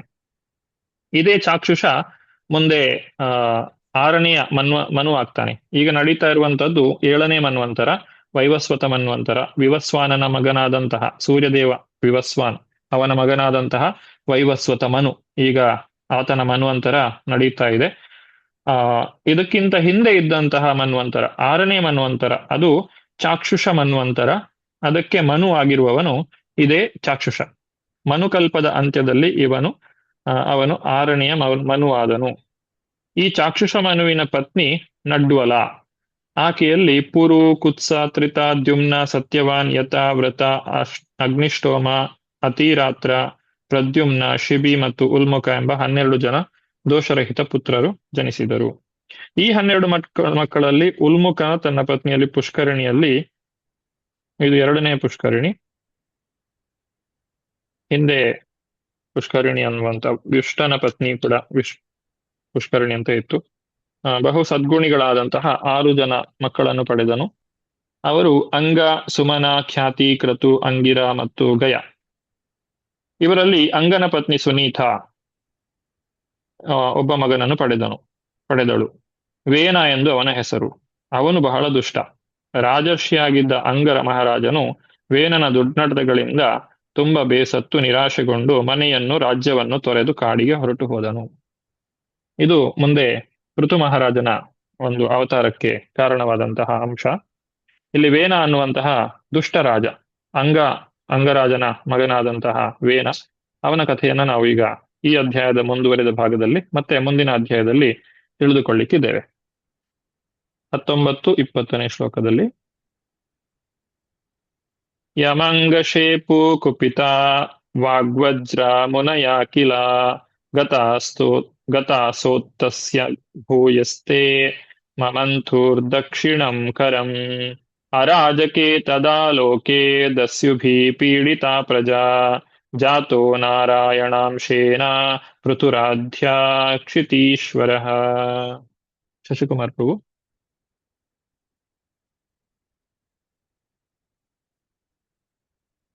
ಒಬ್ಬತ್ತಲ್ವ ಪ್ರಭುಜಿ? 19-20 ಒಟ್ಟಿಗೆ ಇದೆ ಅದು. ಹರೇ ಕೃಷ್ಣ. ಪ್ರೀತಿಯ ವಿದುರನೇ, ಮಹರ್ಷಿಗಳು ಶಪಿಸಿದರೆ ಅವರ ಮಾತುಗಳನ್ನು ಬರಸಿಡಿಲಿನ ಹಾಗೆ ಅಜೇಯವಾಗಿರುತ್ತವೆ. ಹಾಗೆಯೇ ಕುಪಿತರಾದ ಮುನಿಗಳು ಶಪಿಸಿದಾಗ ವೇನನು ಸತ್ತು ಹೋದನು. ಅವನ ಮರಣಾನಂತರ ರಾಜನೇ ಇಲ್ಲದಂತಾಗಿ ಎಲ್ಲ ದುಷ್ಟರು, ಪುಂಡುಪೋಖರಿಗಳು, ಕಳ್ಳರು ಹೆಚ್ಚಿದರು. ರಾಜ್ಯವು ಅಂಕೆ ಇಲ್ಲದಂತಾಯಿತು. ಪ್ರಜೆಗಳು ಬಹುವಾಗಿ ಕಷ್ಟಕ್ಕೊಳಗಾದರು. ಇದನ್ನು ನೋಡಿ ಮಹಾತ್ಮರಾದ ಋಷಿಗಳು ವೇನನ ಬಲಗೈಯನ್ನು ತೆಗೆದುಕೊಂಡು ಅದನ್ನು ಕಡೆಗೂಲಿನಂತೆ ಕಡೆದರು. ಈ ಮಥನದ ಫಲವಾಗಿ ಭಗವಾನ್ ವಿಷ್ಣುವಿನ ಅಂಶದಿಂದ ಪೃಥುವು ಜನಿಸಿದನು. ಅವನೇ ಭೂಲೋಕದ ಮೂಲ ಚಕ್ರವರ್ತಿ. ಹರೇ ಕೃಷ್ಣ. ಹರೇ ಕೃಷ್ಣ. ಈ ಪೃಥು ಮಹಾರಾಜನಿಂದಾಗಿಯೇ ಈ ಭೂಮಿಗೆ ಪೃಥ್ವಿ ಅನ್ನುವಂತಹ ಹೆಸರು ಬಂದಿದೆ. ಪೃಥು ಮಹಾರಾಜನ ಒಂದು ರಾಜ್ಯ ಆಡಳಿತದಲ್ಲಿ ವೇನನ ಒಂದು ದುರಾಡಳಿತದ ಒಂದು ಪ್ರಭಾವದಿಂದಾಗಿ ಭೂಮಿಯು ಉತ್ಪತ್ತಿಯನ್ನೇ ನಿಲ್ಲಿಸಿ ಬಿಡ್ತದೆ. ಭೂಮಿಯಿಂದ ಆಹಾರ ವಸ್ತುಗಳು ಉತ್ಪತ್ತಿ ಆಗ್ತಾ ಇರಲಿಲ್ಲ. ಆಗ ಪೃಥುವು ಪೃಥ್ವಿಯನ್ನ ದಂಡಿಸ್ತಾನೆ. ಹಾಗೂ ನಂತರ ಆ ಒಂದು ಪೃಥ್ವಿಯಿಂದ ಸಮಸ್ತ ಪ್ರಜೆಗಳಿಗೆ ಏನೆಲ್ಲ ಬೇಕು ಅದೆಲ್ಲವನ್ನು ಕೂಡ ಪಡೆಯುತ್ತಾನೆ. ಅದರಿಂದ ಪೃಥ್ವಿ ಅನ್ನುವಂತಹ ಹೆಸರು ಭೂಮಿಗೆ ಬಂದಿದೆ. ಈ ಒಂದು ಶ್ಲೋಕದಲ್ಲಿ ಸಂಕ್ಷಿಪ್ತವಾಗಿ ಎಲ್ಲ ವಿಚಾರಗಳನ್ನ ತಿಳಿಸಿದ್ದಾರೆ. ಅಂಗ ಅನ್ನುವಂತಹ ಮಹಾರಾಜ, ಆತನು ತುಂಬಾ ಉತ್ತಮನಾದಂತಹ ರಾಜರ್ಷಿಯಾಗಿದ್ದ. ಆದ್ರೆ ಅವನ ಮಗ ವೇನ ಬಹಳ ದುಷ್ಟನಾಗಿದ್ದ. ಯಾಕೆ ಅವನು ದುಷ್ಟನಾಗಿದ್ದ ಅಂತ ಹೇಳಿದ್ರೆ, ಅವನ ತಾಯಿಯ ಕಡೆಯಿಂದ ಆ ಸಂಬಂಧದಲ್ಲಿ ಆಕೆಯ ತಂದೆ ಆತನು ಮೃತ್ಯು ಸ್ವರೂಪನಾಗಿದ್ದ. ಹಾಗಾಗಿ ಆ ಒಂದು ಗುಣ ಈ ವೇನನಲ್ಲಿ ಬಂದಿದೆ. ಆ ವೇನನನ್ನ ಸರಿಪಡಿಸ್ಲಿಕ್ಕೆ ಬಹಳಷ್ಟು ಪ್ರಯತ್ನ ಪಟ್ಟರು ಕೂಡ ಅದು ಸಾಧ್ಯವಾಗುವುದಿಲ್ಲ. ಹಾಗಾಗಿ ಅಂಗರಾಜ ರಾಜ್ಯವನ್ನೇ ಬಿಟ್ಟು ಹೊರಟು ಹೋಗ್ತಾನೆ. ಇನ್ನು ಏನು ಮಾಡ್ಲಿಕ್ಕೆ ಆಗುದಿಲ್ಲ ಅಂತ ಹೇಳಿ. ಯಾಕಂದ್ರೆ ಒಬ್ಬ ವ್ಯಕ್ತಿ ತನ್ನ ಆತ್ಮ ಸಾಕ್ಷಾತ್ಕಾರಕ್ಕೋಸ್ಕರ ಸರ್ವಸ್ವವನ್ನು ತ್ಯಾಗ ಮಾಡಬಹುದು ಅಂತ ಹೇಳಿದ್ದಾರೆ. ಹಾಗಾಗಿ ಅವನು ತನ್ನ ಒಂದು ಕಾಲ ಬಂದಾಗ ತನ್ನ ಮುಂದಿನ ಉತ್ತರಾಧಿಕಾರಿ ಅಂತೂ ಸರಿಯಾಗಿ ಇಲ್ಲ ವೇನ. ಹಾಗಾಗಿ ಬೇಡ ಅಂತ ಹೇಳಿ ತಾನು ರಾಜ್ಯವನ್ನೇ ಬಿಟ್ಟು ಹೋಗ್ತಾನೆ. ರಾಜ ಇಲ್ಲ ಅಂತ ಹೇಳಿ ತಿಳಿದಾಗ ರಾಜ್ಯದಲ್ಲಿದ್ದಂತಹ ಪುಂಡುಪೋಖರಿಗಳು, ಕಳ್ಳರೆಲ್ಲ ಲೂಟಿಕೋರರೆಲ್ಲ ತೊಂದರೆ ಕೊಡ್ಲಿಕ್ಕೆ ಶುರು ಮಾಡ್ತಾರೆ. ಹಾಗಾಗಿ ಏನು ಮಾಡ್ತಾರೆ, ಈ ವೇನನನ್ನೇ ರಾಜನನ್ನಾಗಿ ಮಾಡ್ತಾರೆ. ರಾಜ ಅಂಗ ಅವನನ್ನ ರಾಜನನ್ನಾಗಿ ಮಾಡುವುದಿಲ್ಲ, ಯಾಕಂದ್ರೆ ಅವನಿಗೆ ಯೋಗ್ಯತೆ ಇರಲಿಲ್ಲ. ಆದ್ರೆ ಮಂತ್ರಿಗಳೆಲ್ಲ ಸೇರಿ ಈ ವೇನನನ್ನು ರಾಜನನ್ನಾಗಿ ಮಾಡ್ತಾರೆ. ಯಾಕಂದ್ರೆ ರಾಜನೇ ಇಲ್ಲದೆ ಇರುವುದಕ್ಕಿಂತ ಒಬ್ಬ ರಾಜ ಇದ್ರೆ ಉತ್ತಮ ಅಂತ ಹೇಳಿ. ಆದ್ರೆ ವೇನ ಅವನು ರಾಜನಾದ ಮೇಲೆ ಬಹಳ ತನ್ನ ದುಷ್ಟ ಕಾರ್ಯಗಳನ್ನ ಇನ್ನಷ್ಟು ಹೆಚ್ಚು ಮಾಡ್ತಾನೆ. ಇದರಿಂದ ಒಂದು ರಾಜ್ಯದಲ್ಲಿದ್ದಂತಹ ಈ ಸಾಧು ಪುರುಷರು ಯಾರಿದ್ರು, ಋಷಿ ಮುನಿಗಳು, ಅವರಿಗೆ ಬಹಳ ಸಿಟ್ಟು ಬರ್ತದೆ. ಅವರ ಸಿಟ್ಟಿನಿಂದ, ಆ ಹೂಕಾರದಿಂದಲೇ ವೇನನು ಸತ್ತು ಹೋಗ್ತಾನೆ. ಆ ಋಷಿಗಳಿಗೆ ಅವನು ಈಗ ಸಮಸ್ತ ಪ್ರಜೆಗಳಿಗೆಲ್ಲ ತೊಂದರೆ ಕೊಟ್ಟದ್ದಕ್ಕಾಗಿ ಋಷಿ ಮುನಿಗಳು ರೋಷಗೊಂಡು ಅವನನ್ನ ಕೇವಲ ಹೂಂಕಾರದಿಂದ, ಬೇರೆ ಯಾವುದೇ ಆಯುಧದಿಂದ ಅಲ್ಲ, ಹೂಂಕಾರದಿಂದಲೇ ಅವನನ್ನ ಸಾಯಿಸ್ತಾರೆ. ನಂತರ ವೇನನ ಸಂಹಾರ ಆದ ನಂತರ ಮುಂದಕ್ಕೆ ರಾಜ ಬೇಕು. ಅದಕ್ಕೋಸ್ಕರ ಏನ್ ಮಾಡ್ತಾರೆ, ಆ ವೇನನ ಬಲಗೈಯನ್ನ ತೆಗೆದುಕೊಂಡು ಮಥಿಸ್ತಾರೆ. ಈ ಮಥನದಿಂದ ಹುಟ್ಟಿದವನೇ ಪೃಥು ಮಹಾರಾಜ. ಅದಕ್ಕಿಂತ ಅದು ಬಹಳ ವಿಷಯಗಳು ಇನ್ನಷ್ಟು ಇದೆ ಹೇಳಲಿಕ್ಕೆ. ನೇರವಾಗಿ ಮಥನದ ಕಾಲದಲ್ಲಿ ಪೃಥು ಮಹಾರಾಜ ಹುಟ್ಟಿದ್ದಲ್ಲ, ಅದಕ್ಕಿಂತ ಮೊದಲು ಇನ್ನೊಬ್ಬ ವ್ಯಕ್ತಿ ಹುಟ್ಟುತ್ತಾನೆ. ಆತನು ಈ ಎಲ್ಲ ದುಷ್ಟ ಗುಣಗಳನ್ನೆಲ್ಲ ತೆಗೆದುಕೊಂಡು ಹೋಗ್ತಾನೆ. ಆಮೇಲೆ ಹುಟ್ಟಿದ್ದೇ ಭಗವಂತನ ಶಕ್ತ್ಯಾವೇಶ ಅವತಾರವಾದಂತಹ ಪೃಥು ಮಹಾರಾಜ. ಪೃಥು ಮಹಾರಾಜನ ಕಥೆಯನ್ನ ನಾವು ಮುಂದಿನ ಅಧ್ಯಾಯಗಳಲ್ಲಿ ತಿಳಿದುಕೊಳ್ಳಿಕ್ಕಿದ್ದೇವೆ. ಈಗ ಇಲ್ಲಿಯವರೆಗೆ ಧ್ರುವ ಮಹಾರಾಜನ ಒಂದು ವಂಶಜರ ಬಗ್ಗೆ ತಿಳಿಸಿ ಆಯಿತು. ಇನ್ನು 21ನೆಯ ಶ್ಲೋಕದಿಂದ ವಿದುರನು ಮತ್ತೆ ಪ್ರಶ್ನೆಯನ್ನ ಕೇಳ್ತಾನೆ ಈ ವೇನನ ಬಗ್ಗೆ. ಅಂತಹ ಒಳ್ಳೆಯ ರಾಜರ್ಷಿಯಾದಂತಹ ಅಂಗನಿಗೆ ಇಂತಹ ದುಷ್ಟ ಮಗನಾದಂತಹ ವೇನ ಹೇಗೆ ಹುಟ್ಟಿದ, ಅದು ಯಾವ ರೀತಿಯಾಗಿ, ಅದನ್ನ ಸ್ವಲ್ಪ ವಿವರವಾಗಿ ತಿಳಿಸಿ ಅಂತ ಹೇಳಿ ವಿದುರನು ಕೇಳುವಂತಹದ್ದು. ಹಾಗೆ ಕಥೆ ಮುಂದುವರಿತದೆ. ಇದು ಒಂದು ಸಂಭಾಷಣೆಯ ರೀತಿಯಲ್ಲಿ. ಯಾವಾಗ ಧ್ರುವ ಮಹಾರಾಜನ ಕಥೆಯ ಅಂತ್ಯದಲ್ಲಿ ಪ್ರಾಚೇತಸರ ಬಗ್ಗೆ ಸಣ್ಣದಾಗಿ ನಾರದರು ಹೇಳ್ತಾರೆ, ಅದನ್ನ ಹೆಚ್ಚಿನ ವಿವರವಾಗಿ ಕೇಳಿದಾಗ ಸಂಪೂರ್ಣ ಧ್ರುವನ ಒಂದು ವಂಶಜರ ಬಗ್ಗೆ ನಾವು ತಿಳ್ಕೊಂಡಿದ್ದೇವೆ. ಹಾಗೆ ಧ್ರುವನ ವಂಶದಲ್ಲಿ ಒಂದು ವೇನನ ಬಗ್ಗೆ ಕೇಳಿದಾಗ ಮತ್ತೆ ವಿದುರನು ಅದನ್ನ ಮತ್ತೆ ಹೆಚ್ಚು ವಿವರವಾಗಿ ತಿಳಿಸಿ ಅಂತ ಹೇಳಿ ಕೇಳಿದಾಗ ವೇನನ ಕಥೆ ಮತ್ತೆ ಪೃಥು ಮಹಾರಾಜನ ಕಥೆಯು ನಮಗಿಲ್ಲಿ ತಿಳಿದು ಬರ್ತದೆ. 21ನೆಯ ಶ್ಲೋಕ. ವಿದುರ ಉವಾಚ ತಸ್ಯ ಶೀಲನಿಧೇ ಸಾಧುರ್ಬ್ರಹ್ಮಣ್ಯಸ್ಯ ಮಹಾತ್ಮನಃ ರಾಜ್ಞಾ ಕಥಮಾ ಬುದ್ಧುಷ್ಟಾ ಪ್ರಜಾ ಯದ್ವಿಮನಾಯಯೌ. ಪದ್ಮಿನಿ ಮಾತಾಜಿ. ಹರೇ ಕೃಷ್ಣ ಪ್ರಭುಜಿ. ಹರೇ ಕೃಷ್ಣ. ವಿದುರನು ಋಷಿ ಮೈತ್ರೇಯರನ್ನು ಕೇಳಿದನು. ಪ್ರಿಯ ಬ್ರಾಹ್ಮಣೋತ್ತಮರೇ, ಅಂಗರಾಜನು ಬಹು ಸಜ್ಜನನಾಗಿದ್ದನು. ಉನ್ನತ ಚಾರಿತ್ರವುಳ್ಳವನಾಗಿ ಬ್ರಾಹ್ಮಣ ಸಂಸ್ಕೃತಿಯ ಪ್ರೇಮಿಯಾಗಿದ್ದನು. ಅಂತಹ ಉನ್ನತಾತ್ಮನಿಗೆ ವೇನನಂತಹ ಕೆಟ್ಟ ಮಗನು ಹುಟ್ಟಿದ್ದು ಹೇಗೆ? ಅವನಿಂದಾಗಿ ಅಂಗರಾಜನು ರಾಜ್ಯವನ್ನೇ ತೊರೆದು ಹೊರಟು ಹೋದನಲ್ಲ, ಏಕೆ ಹೀಗಾಯಿತು? ಹರೇ ಕೃಷ್ಣ ಪ್ರಭುಜಿ. ಹರೇ ಕೃಷ್ಣ. ಉತ್ತಮನಾದಂತಹ ಮಗ ಹುಟ್ಟಬೇಕು ಅನ್ನೋದು ಸಾಮಾನ್ಯವಾಗಿ ಗೃಹಸ್ಥರ ಒಂದು ಬಯಕೆಯಾಗಿರುತ್ತದೆ. ಆ ಒಂದು ಬಯಕೆಯಲ್ಲಿಯೇ ಅಂಗ ಮಹಾರಾಜ ಯಜ್ಞವನ್ನ ಮಾಡಿ ಮಗನನ್ನ ಪಡೆದಿರುವಂತಹದ್ದು. ಅದಕ್ಕಿಂತ ಮೊದಲು ಅಂಗನಿಗೆ ಮಕ್ಕಳಿಲ್ಲದ ಒಂದು ಕೊರತೆ ಇತ್ತು. ಮಕ್ಕಳಿಲ್ಲದೆ ಇರುವುದಕ್ಕೆ ತಾನೇನು ದೊಡ್ಡ ಪಾಪವನ್ನ ಮಾಡಿದ್ದೇನೆ ಅಂತ ಹೇಳಿ ಅವನು ಕೊರಗ್ತಾ ಇದ್ದ. ಆದರೆ ನಂತರ ಅಂತಹ ದುಷ್ಟ ಮಗನು ಹುಟ್ಟುವುದಕ್ಕಿಂತ ಮಕ್ಕಳಿಲ್ಲದೆ ಇರುವುದೇ ಉತ್ತಮ ಅಂತ ಹೇಳಿ ಮುಂದೆ ಅಂಗನು ಕೊರಗ್ತಾನೆ. ಆ ನಂತರ ಮತ್ತೆ ಅಂಗನು ಹೇಳ್ತಾನೆ, ಇಂತಹ ದುಷ್ಟ ಹುಟ್ಟಿದ್ದೇ ಒಳ್ಳೇದಾಯ್ತು, ಯಾಕಂದ್ರೆ ಈ ದುಷ್ಟ ಮಗ ನನಗೆ ಸಂಸಾರದಲ್ಲಿ ವೈರಾಗ್ಯ ಬರುವಂತೆ ಮಾಡಿದ ಅಂತ ಹೇಳ್ತಾನೆ.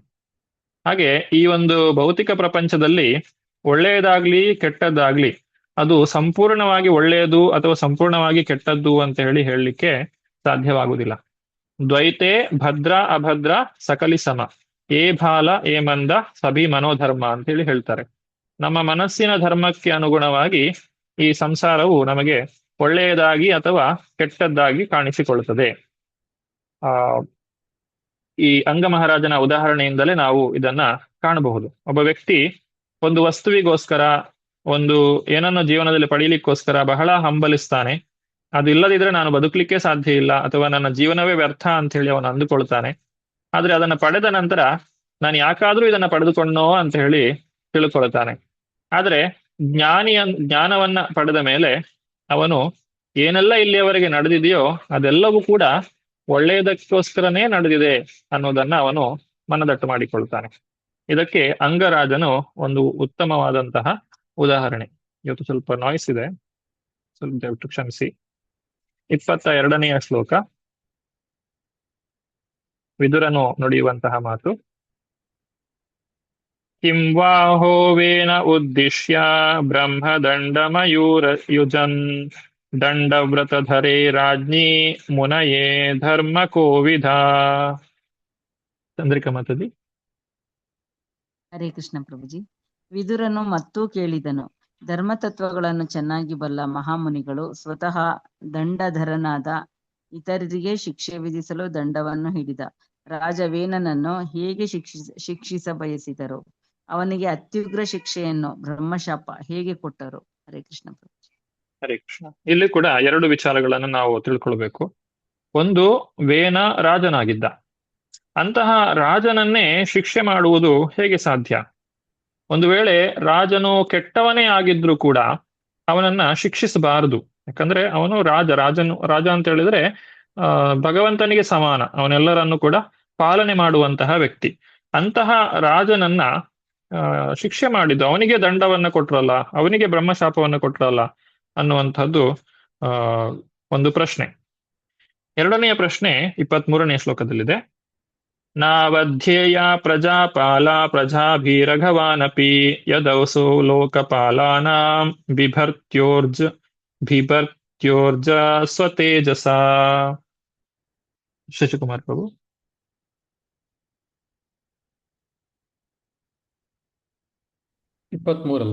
ಹೌದು. ಅನುವಾದ ಶ್ರೀಲಪ್ರಭುಪಾದರಿಂದ ಶ್ರೀಲಪ್ರಭುಪಾದರಿಗೆ ಜಯವಾಗಲಿ. ರಾಜನಿಗೆ ಎಂದೂ ಅಪಮಾನ ಮಾಡದಿರುವುದು ರಾಜ್ಯದ ಎಲ್ಲಾ ಪ್ರಜೆಗಳ ಕರ್ತವ್ಯ.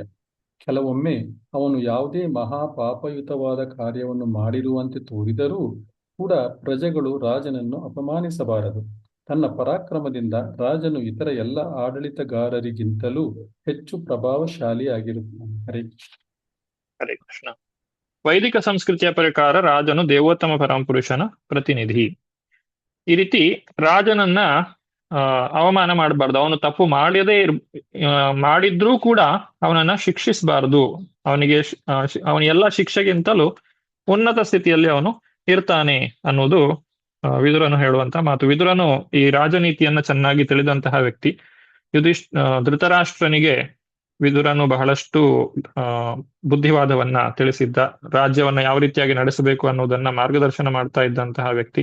ಹಾಗೆ ಪಾಂಡವರಿಗೂ ಕೂಡ ಮಾರ್ಗದರ್ಶನವನ್ನ ಮಾಡಿದ್ದು ವಿದುರ ನೀತಿ ಅಂತ ಹೇಳಿ ಮಹಾಭಾರತದಲ್ಲಿ ಬರ್ತದೆ. ಒಬ್ಬ ಉತ್ತಮವಾದಂತಹ ರಾಜ ಯಾವ ರೀತಿಯಾಗಿರ್ಬೇಕು ಅನ್ನೋದನ್ನ ತಿಳಿಸಿಕೊಡುವಂತಹ ವಿಚಾರಗಳನ್ನ ಅಲ್ಲಿ ನಾವು ಕಾಣಬಹುದು. ವಿದುರ ನೀತಿಯ ಪ್ರಕಾರವೇ ಪಾಂಡವರು ತಮ್ಮ ರಾಜ್ಯಭಾರವನ್ನ ಮಾಡಿರುವಂತಹದ್ದು.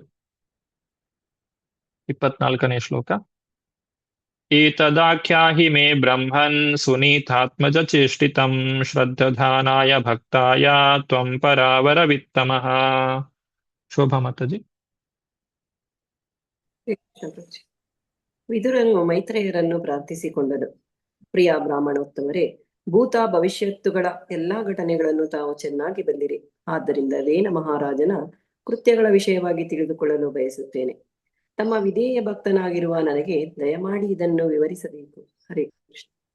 ಹರೇ ಕೃಷ್ಣ. ಇಲ್ಲಿಂದ ವೇನನ ಕಥೆ ಪ್ರಾರಂಭ. ವೇನನ ಕಥೆಯ ಮುಂದುವರಿದ ಭಾಗವೇ ಪೃಥು ಮಹಾರಾಜನ ಕಥೆ. ಪೃಥು ಮಹಾರಾಜನು ಭಗವಂತನ ಅವತಾರನಾಗಿದ್ದಾನೆ, ಶಕ್ತ್ಯಾವೇಶ ಅವತಾರ.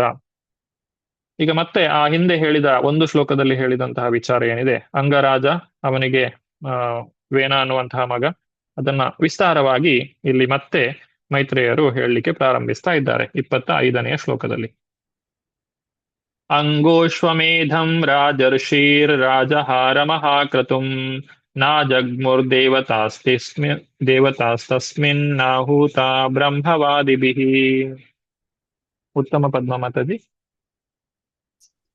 ಹರೇ ಕೃಷ್ಣ ಪ್ರಭುಜಿ. ಅನುವಾದ ಪ್ರಭುಪಾದರಿಂದ ಪ್ರಭುಪಾದ ಜೈ. ಮೈತ್ರೇಯ ಋಷಿಗಳು ಉತ್ತರ ಕೊಟ್ಟರು. ನನ್ನ ಪ್ರಿಯ ವಿದುರನೇ, ಅಂಗರಾಜನು ಒಮ್ಮೆ ಅಶ್ವಮೇಧವೆಂಬ ಮಹಾಯಜ್ಞವನ್ನು ಮಾಡಲು ಉದ್ಯುಕ್ತನಾದನು. ಅದಕ್ಕಾಗಿ ಅಲ್ಲಿ ನೆರೆದಿದ್ದ ಬ್ರಾಹ್ಮಣರಿಗೆ ದೇವತೆಗಳನ್ನು ಯಜ್ಞಕ್ಕೆ ಆಹ್ವಾನಿಸುವುದು ಹೇಗೆ ಎನ್ನುವುದು ಚೆನ್ನಾಗಿ ತಿಳಿದಿತ್ತು. ಆದರೆ ಅವರು ಎಷ್ಟೇ ಪ್ರಯತ್ನ ಪಟ್ಟರೂ ಒಬ್ಬ ದೇವತೆಯು ಯಜ್ಞದಲ್ಲಿ ಪಾಲ್ಗೊಳ್ಳಲಿಲ್ಲ, ಕಾಣಿಸಿಕೊಳ್ಳಲು ಇಲ್ಲ. ಹರೇ ಕೃಷ್ಣ ಪ್ರಭುಜಿ. ಇದು ಅಂಗ ಮಹಾರಾಜನ ಚಿಂತೆಗೆ ಮೂಲ ಕಾರಣ. ಈ ಸಮಸ್ಯೆ ಎಲ್ಲಿಂದ ಪ್ರಾರಂಭ ಆಯಿತು? ಈ ಒಂದು ಯಜ್ಞವನ್ನ ಮಾಡ್ತಾ ಇದ್ದ ಯಾರು? ಅಂಗ ಮಹಾರಾಜ. ಆದ್ರೆ ಯಜ್ಞದಿಂದ ಅವಿಸನ್ನ ಪಡೀಲಿಕ್ಕೆ ದೇವತೆಗಳು ಯಾರು ಮುಂದೆ ಬರ್ತಾ ಇಲ್ಲ. ಹಾಗಾದ್ರೆ ಇದಕ್ಕೇನು ಪರಿಹಾರ, ಏನು ಸಮಸ್ಯೆ ಆಗಿದೆ ಅನ್ನೋದನ್ನ ವಿಚಾರ ಮಾಡ್ತಾರೆ. ಇಲ್ಲಿ ಈ ಒಂದು ಯಜ್ಞ, ಇದು ದ್ರವ್ಯ ಯಜ್ಞ ಅಂತ ಹೇಳಿ ಮಾಡ್ತಾ ಇರುವಂತಹದ್ದು. ಈ ಯಜ್ಞದಲ್ಲಿ ಇದು ಈ ಕಲಿಯುಗಕ್ಕೆ ಹೇಳಿರುವಂತಹದ್ದಲ್ಲ. ನಮಗೆ ಹೇಳಿರುವಂತಹ ಯಜ್ಞ ಸಂಕೀರ್ತನ ಯಜ್ಞ, ಜಪಯಜ್ಞ ಅಂತ ಹೇಳಿ ಹೇಳ್ತಾರೆ. ಅದು ಎಲ್ಲ ಕಾಲದಲ್ಲಿಯೂ ಮಾಡುವಂತಹದ್ದು ಮತ್ತು ಉತ್ತಮವಾದಂತಹ ಫಲವನ್ನ ಕೊಡುವಂತಹದ್ದಾಗಿದೆ. ಆದ್ರೆ ಈ ರೀತಿಯಾದಂತಹ ಯಜ್ಞವನ್ನ ಮಾಡುವಾಗ ಅದರಲ್ಲಿ ಬೇರೆ ರೀತಿಯಾದಂತಹ, ಅಂದ್ರೆ ಯಾವ ಫಲವನ್ನ ನಾವು ಅಂದುಕೊಳ್ತೇವೋ ಅದಕ್ಕೆ ವಿಪರೀತವಾದಂತಹ ಫಲಿತಾಂಶಗಳು ಬರುವಂತಹ ಸಾಧ್ಯತೆಗಳು ಇರ್ತವೆ. ಇದನ್ನ ಭಗವದ್ಗೀತೆಯಲ್ಲಿ ಕೂಡ ತಿಳಿಸಿದ್ದಾರೆ. ನೇಹಾಭಿಕ್ರಮನಾಶೋಸ್ತಿ ಪ್ರತ್ಯವಾಯೋ ನ ವಿದ್ಯತೆ ಸ್ವಲ್ಪಮಪ್ಯಸ್ಯ ಧರ್ಮಸ್ಯ ತ್ರಾಯತೆ ಮಹತೋ ಭಯಾತ್. ನೇಹಾಭಿಕ್ರಮ ನಾಶೋಸ್ತಿ. ನಾವೇನು ಜಪ ಮಾಡ್ತೇವೆ, ನಾವೇನು ಕೀರ್ತನೆ ಮಾಡ್ತೇವೆ, ಇದಕ್ಕೆ ಯಾವತ್ತೂ ನಾಶ ಇಲ್ಲ. ನೇಹಾಭಿಕ್ರಮ ನಾಶೋಸ್ತಿ. ಪ್ರತ್ಯವಾಯೋ ನ ವಿದ್ಯತೆ. ಇದಕ್ಕೆ ಯಾವುದೇ ವಿರುದ್ಧ ಫಲ ಸಿಗುವುದಿಲ್ಲ. ನಾವೇನೋ ಮಾಡ್ಲಿಕ್ಕೆ ಹೋಗ್ತೇವೆ, ಆದ್ರೆ ಅದರಿಂದ ಬೇರೆ ಇನ್ನೇನೋ ಸಮಸ್ಯೆ ಉಂಟಾಗ್ತದೆ. ಆ ರೀತಿಯಾಗಿ ಆಗುವುದಿಲ್ಲ. ಪ್ರತ್ಯವಾಯೋ ನ ವಿದ್ಯತೆ. ಸ್ವಲ್ಪಮಪ್ಯಸ್ಯ ಧರ್ಮಸ್ಯ ತ್ರಾಯತೆ ಮಹತೋ ಭಯಾತ್. ನೀವು ಸ್ವಲ್ಪ ಮಾತ್ರ ಅದನ್ನ ಅಭ್ಯಾಸ ಮಾಡಿದ್ರು ಕೂಡ ನಮ್ಮನ್ನ ಮಹಾಭಯದಿಂದ ಅದು ಪಾರು ಮಾಡ್ತದೆ. ಮಹಾಭಯ ಅಂತ ಹೇಳಿದ್ರೆ ಈ ಮನುಷ್ಯ ಜನ್ಮವನ್ನ ಬಿಟ್ಟ ನಂತರ, ಮನುಷ್ಯ ಜನ್ಮವನ್ನ ಕಳೆದ ನಂತರ ಮುಂದಕ್ಕೆ ಪ್ರಾಣಿ ಜನ್ಮಕ್ಕೆ ನಾವು ಏನಾದ್ರೂ ಹೋಗುದಿದ್ರೆ ಅದು ಮಹಾಭಯ ಅಂತ ಹೇಳ್ತಾರೆ. ಯಾಕಂದ್ರೆ ಪ್ರಾಣಿ ಜನ್ಮದಲ್ಲಿ ನಮಗೆ ಈಗ ಇರುವಂತಹ ಸವಲತ್ತುಗಳು ಇರುವುದಿಲ್ಲ. ಭಕ್ತಿ ಮಾಡ್ಲಿಕ್ಕೆ ಬಹಳ ಕಷ್ಟ, ಅದು ಅಸಾಧ್ಯ ಅಂತ ಹೇಳ್ಬಹುದು. ಯಾಕಂದ್ರೆ ಪ್ರಾಣಿಗಳು ಭಕ್ತಿ ಮಾಡುವುದನ್ನು ನಾವು ಕಾಣುವುದಿಲ್ಲ. ಮತ್ತೆ ಸಂಪೂರ್ಣವಾಗಿ ನಮಗೆ ಭಗವಂತನ ಮರೆವು ಉಂಟಾಗುವಂತಹ ಸಾಧ್ಯತೆ ಇದೆ. ಹಾಗಾಗಿ ಅದನ್ನ ಮಹಾಭಯ ಅಂತ ಹೇಳ್ತೇವೆ. ಈ ಸಾವು ಅನ್ನುವಂಥದ್ದೇ ಒಂದು ಮಹಾಭಯ. ಆ ಸಾವಿನ ನಂತರ ಏನಾಗ್ತದೆ ಅನ್ನೋದ್ರ ಬಗ್ಗೆ ಒಂದು ಚಿಂತೆ ಏನಿದೆ ಅದು ನಮಗೆ ಮಹಾಭಯವನ್ನ ಉಂಟು ಮಾಡ್ತದೆ. ಆದ್ರೆ ಭಗವಂತನಲ್ಲಿ ಭಕ್ತಿಯನ್ನ ಮಾಡೋದ್ರಿಂದ ಈ ಮಹಾಭಯದಿಂದ ನಾವು ಪಾರಾಗಬಹುದು. ಆದ್ರೆ ವೈದಿಕ ಯಜ್ಞವನ್ನ ಮಾಡೋದ್ರಿಂದ, ಈ ಪ್ರಾಣಿ ಬಲಿಯನ್ನ ಕೊಡುವಂತಹದ್ದು ಮತ್ತು ಕರ್ಮಕಾಂಡೀಯ ಯಜ್ಞಗಳು, ಇದರಿಂದ ಪ್ರತ್ಯವಾಯ, ಬೇರೆ ವಿರುದ್ಧ ಫಲಗಳು ದೊರಕುವಂತಹ ಸಾಧ್ಯತೆಗಳು ಇದೆ. ಇಲ್ಲಿ ಅಂಗ ಮಹಾರಾಜನು ಅಶ್ವಮೇಧ ಯಾಗವನ್ನ ಮಾಡ್ತಾ ಇದ್ದಾನೆ. ಆದ್ರೆ ಆ ಅಶ್ವಮೇಧ ಯಾಗವನ್ನ ಮಾಡಿದ್ರಿಂದಾಗಿ ಅವನಿಗೆ ಈಗ ಹೊಸದೊಂದು ಸಮಸ್ಯೆ ಬರ್ತಾ ಇದೆ. ಏನು ಸಮಸ್ಯೆ ಅಂತ ಹೇಳಿದ್ರೆ 26ನೇ ಶ್ಲೋಕ. ತಮೋಚೋ ವಿಸ್ಮಿತ ತತ್ರ ಯಜಮಾನಂ ಅಥ ಋತ್ವಿಜಃ ಹವಿಂಷಿ ಹೂಯಮಾನಾನಿ ನತೆ ಗೃಹ್ಣಂತಿ ದೇವತಾ. ಗಾಯತ್ರಿ ಮಾತಾಜಿ. ಹರೇ ಕೃಷ್ಣ ಪ್ರಭುಜಿ. ಅನುವಾದ. ಆಗ ಯಜ್ಞದಲ್ಲಿ ಭಾಗವಹಿಸಿದ್ದ ಋತ್ವಿಜರು ಅಂಗ ಮಹಾರಾಜನಿಗೆ ಹೀಗೆ ಹೇಳಿದರು: ಮಹಾರಾಜ, ನಾವು ಸರಿಯಾದ ಕ್ರಮದಲ್ಲೇ ಕೃತವನ್ನು ಹೋಮ ಮಾಡುತ್ತಿದ್ದೇವೆ. ಆದರೆ ನಾವು ಎಷ್ಟೇ ಪ್ರಯತ್ನಿಸಿದರೂ ದೇವತೆಗಳು ಅವುಗಳನ್ನು ಒಪ್ಪಿಕೊಳ್ಳುತ್ತಿಲ್ಲ. ಹರೇ ಕೃಷ್ಣ. ಹರೇ ಕೃಷ್ಣ. ದೇವತೆಗಳು ಹವಿಸ್ಸನ್ನ ಪಡೀಲಿಕ್ಕೆ ಬರ್ತಾ ಇಲ್ಲ. ಹಾಗಾದ್ರೆ ಇದಕ್ಕೆ ಏನು ಪರಿಹಾರ? ನಮ್ಮಲ್ಲಿ ಇರುವಂತಹ ಪರಿಹಾರ ಏನು ಅಂತ ಹೇಳಿದ್ರೆ, ನಾವು ನೇರವಾಗಿ ಭಗವಂತನಿಗೆ ಭಕ್ತಿಯನ್ನ ಸಲ್ಲಿಸುವುದು. ದೇವತೆಗಳನ್ನ ಕರೆದ್ರೆ ಅವರು ಬರದೇ ಇರಬಹುದು, ಆದ್ರೆ ಭಗವಂತ ಭಕ್ತವತ್ಸಲ. ತನ್ನ ಭಕ್ತರು ಕರೆದಾಗ ಅವನು ಯಾವತ್ತೂ ಬರದೇ ಇರುವುದಿಲ್ಲ. ಹಾಗೆ ಯಾವಾಗ ಭಗವಂತ ಬರ್ತಾನೋ ಆಗ ದೇವತೆಗಳು ಅವನ ಜೊತೆಗೆ ಬರಲೇಬೇಕು. ಇದು ಪರಿಹಾರ. ಇಲ್ಲಿ ಅಂಗ ಮಹಾರಾಜನ ಒಂದು ಯಜ್ಞಕ್ಕೆ ದೇವತೆಗಳು ಬರ್ತಾ ಇಲ್ಲ. ಹಾಗಾದ್ರೆ ಅವನು ಏನು ಪರಿಹಾರವನ್ನ ಕಂಡುಕೊಂಡ? 27ನೇ ಶ್ಲೋಕ. ರಾಜನ್ ಹವೀಂಷಿ ಅದುಷ್ಟಾನಿ ಶ್ರದ್ಧಯಾ ಸಾಧಿತಾನಿ ತೇ ಛಂದಾಂಸ್ಯ ಯಾಮಾನಿ ಯೋಜಿತಾನಿ ಧೃತವ್ರತೈ. ವರದ ಮಾತಾಜಿ. ಹರೇ ಕೃಷ್ಣ ಪ್ರಭುಜಿ. ಅನುವಾದ. ಮಹಾರಾಜ, ಯಾಗಕ್ಕೆ ಅಗತ್ಯವಾದ ಶುದ್ಧ ಸಾಮಗ್ರಿಗಳನ್ನು ನೀನು ಬಹು ಶ್ರದ್ಧೆಯಿಂದಲೂ ಜಾಗರೂಕತೆಯಿಂದಲೂ ಸಂಗ್ರಹಿಸಿರುವೆ. ಯಾವುದೂ ಮಲಿನಗೊಂಡಿಲ್ಲ. ನಾವು ವೇದ ಮಂತ್ರಗಳನ್ನು ಪಡಿಸುತ್ತಿರುವುದು ಅತ್ಯಂತ ನಿರ್ದಿಷ್ಟವಾಗಿದೆ. ಅದರಲ್ಲಿ ಯಾವ ಲೋಪವೂ ಇಲ್ಲ. ಏಕೆಂದರೆ ಇಲ್ಲಿ ನೆರೆದಿರುವ ಋತ್ವಿಜರು ಮತ್ತು ಬ್ರಾಹ್ಮಣರು ಮಹಾವಿದ್ವಾಂಸರು, ತಜ್ಞರು. ಯಾಗ ಆಚರಣೆಯನ್ನು ಇವರು ಅತ್ಯಂತ ಸಮರ್ಪಕವಾದ ರೀತಿಯಲ್ಲಿ ನಿರ್ವಹಿಸುತ್ತಿದ್ದಾರೆ. ಹರೇ ಕೃಷ್ಣ. ಹೀಗೆ ಅವರು ತಮ್ಮಲ್ಲೇ ಚರ್ಚೆ ಮಾಡಿಕೊಳ್ತಾ ಇದ್ದಾರೆ. ಏನು ಸಮಸ್ಯೆ ಇರಬಹುದು, ನಾವು ಮಾಡಿದಂತಹ ಯಜ್ಞದಲ್ಲಿ ಏನು ಲೋಪ ಇರಬಹುದು ಅನ್ನೋದನ್ನ ಅವರು ಯೋಚನೆ ಮಾಡ್ತಾ ಇದ್ದಾರೆ. 28. ನಾವಿದಾಮೇಹ ದೇವಾನಾಂ ಹೇಲನಂ ವಯಮಣ್ವಪಿ ಯನ್ನ ಗೃಹ್ಣಂತಿ ಭಾಗಾನ್ ಸ್ವಾನ್ಯೇ ದೇವಾ ಕರ್ಮ ಸಾಕ್ಷಿಣಃ. ಪದ್ಮಿನಿ ಮಾತಾಡಿ. ಹರೇ ಕೃಷ್ಣ.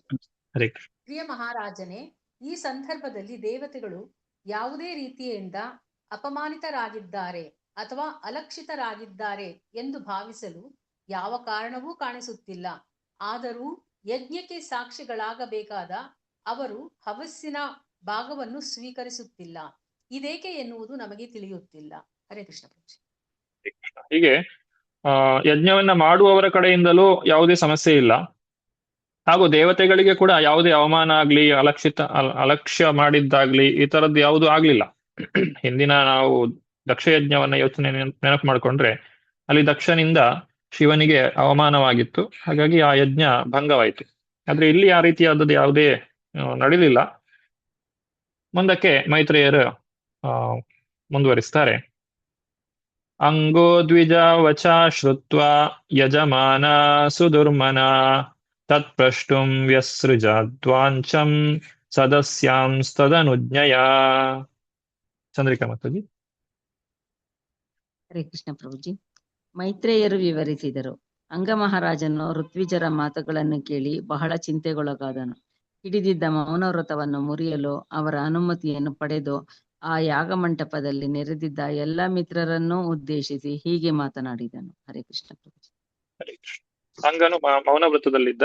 ಈಗ ತನ್ನ ಮೌನ ವೃತ್ತವನ್ನ ಮುರಿದು, ಯಾಕಂದ್ರೆ ಇಲ್ಲಿ ಯಜ್ಞ ಸಫಲವಾಗ್ತಾ ಇಲ್ಲ, ಅದಕ್ಕೋಸ್ಕರ ಏನಾದ್ರೂ ಒಂದು ಪರಿಹಾರವನ್ನ ಕಾಣಬೇಕು. ನಾನು ಯಾವ ಅಪರಾಧವನ್ನ ಮಾಡಿದ್ದೇನೆ ಎಂದು ದಯವಿಟ್ಟು ತಿಳಿಸಿ. ಆಹ್ವಾನಿಸಿದರೂ ದೇವತೆಗಳು ಬರುತ್ತಿಲ್ಲ, ತಮ್ಮ ಆವಿರ್ಭಾಗವನ್ನು ತೆಗೆದುಕೊಳ್ಳುತ್ತಲೂ ಇಲ್ಲ.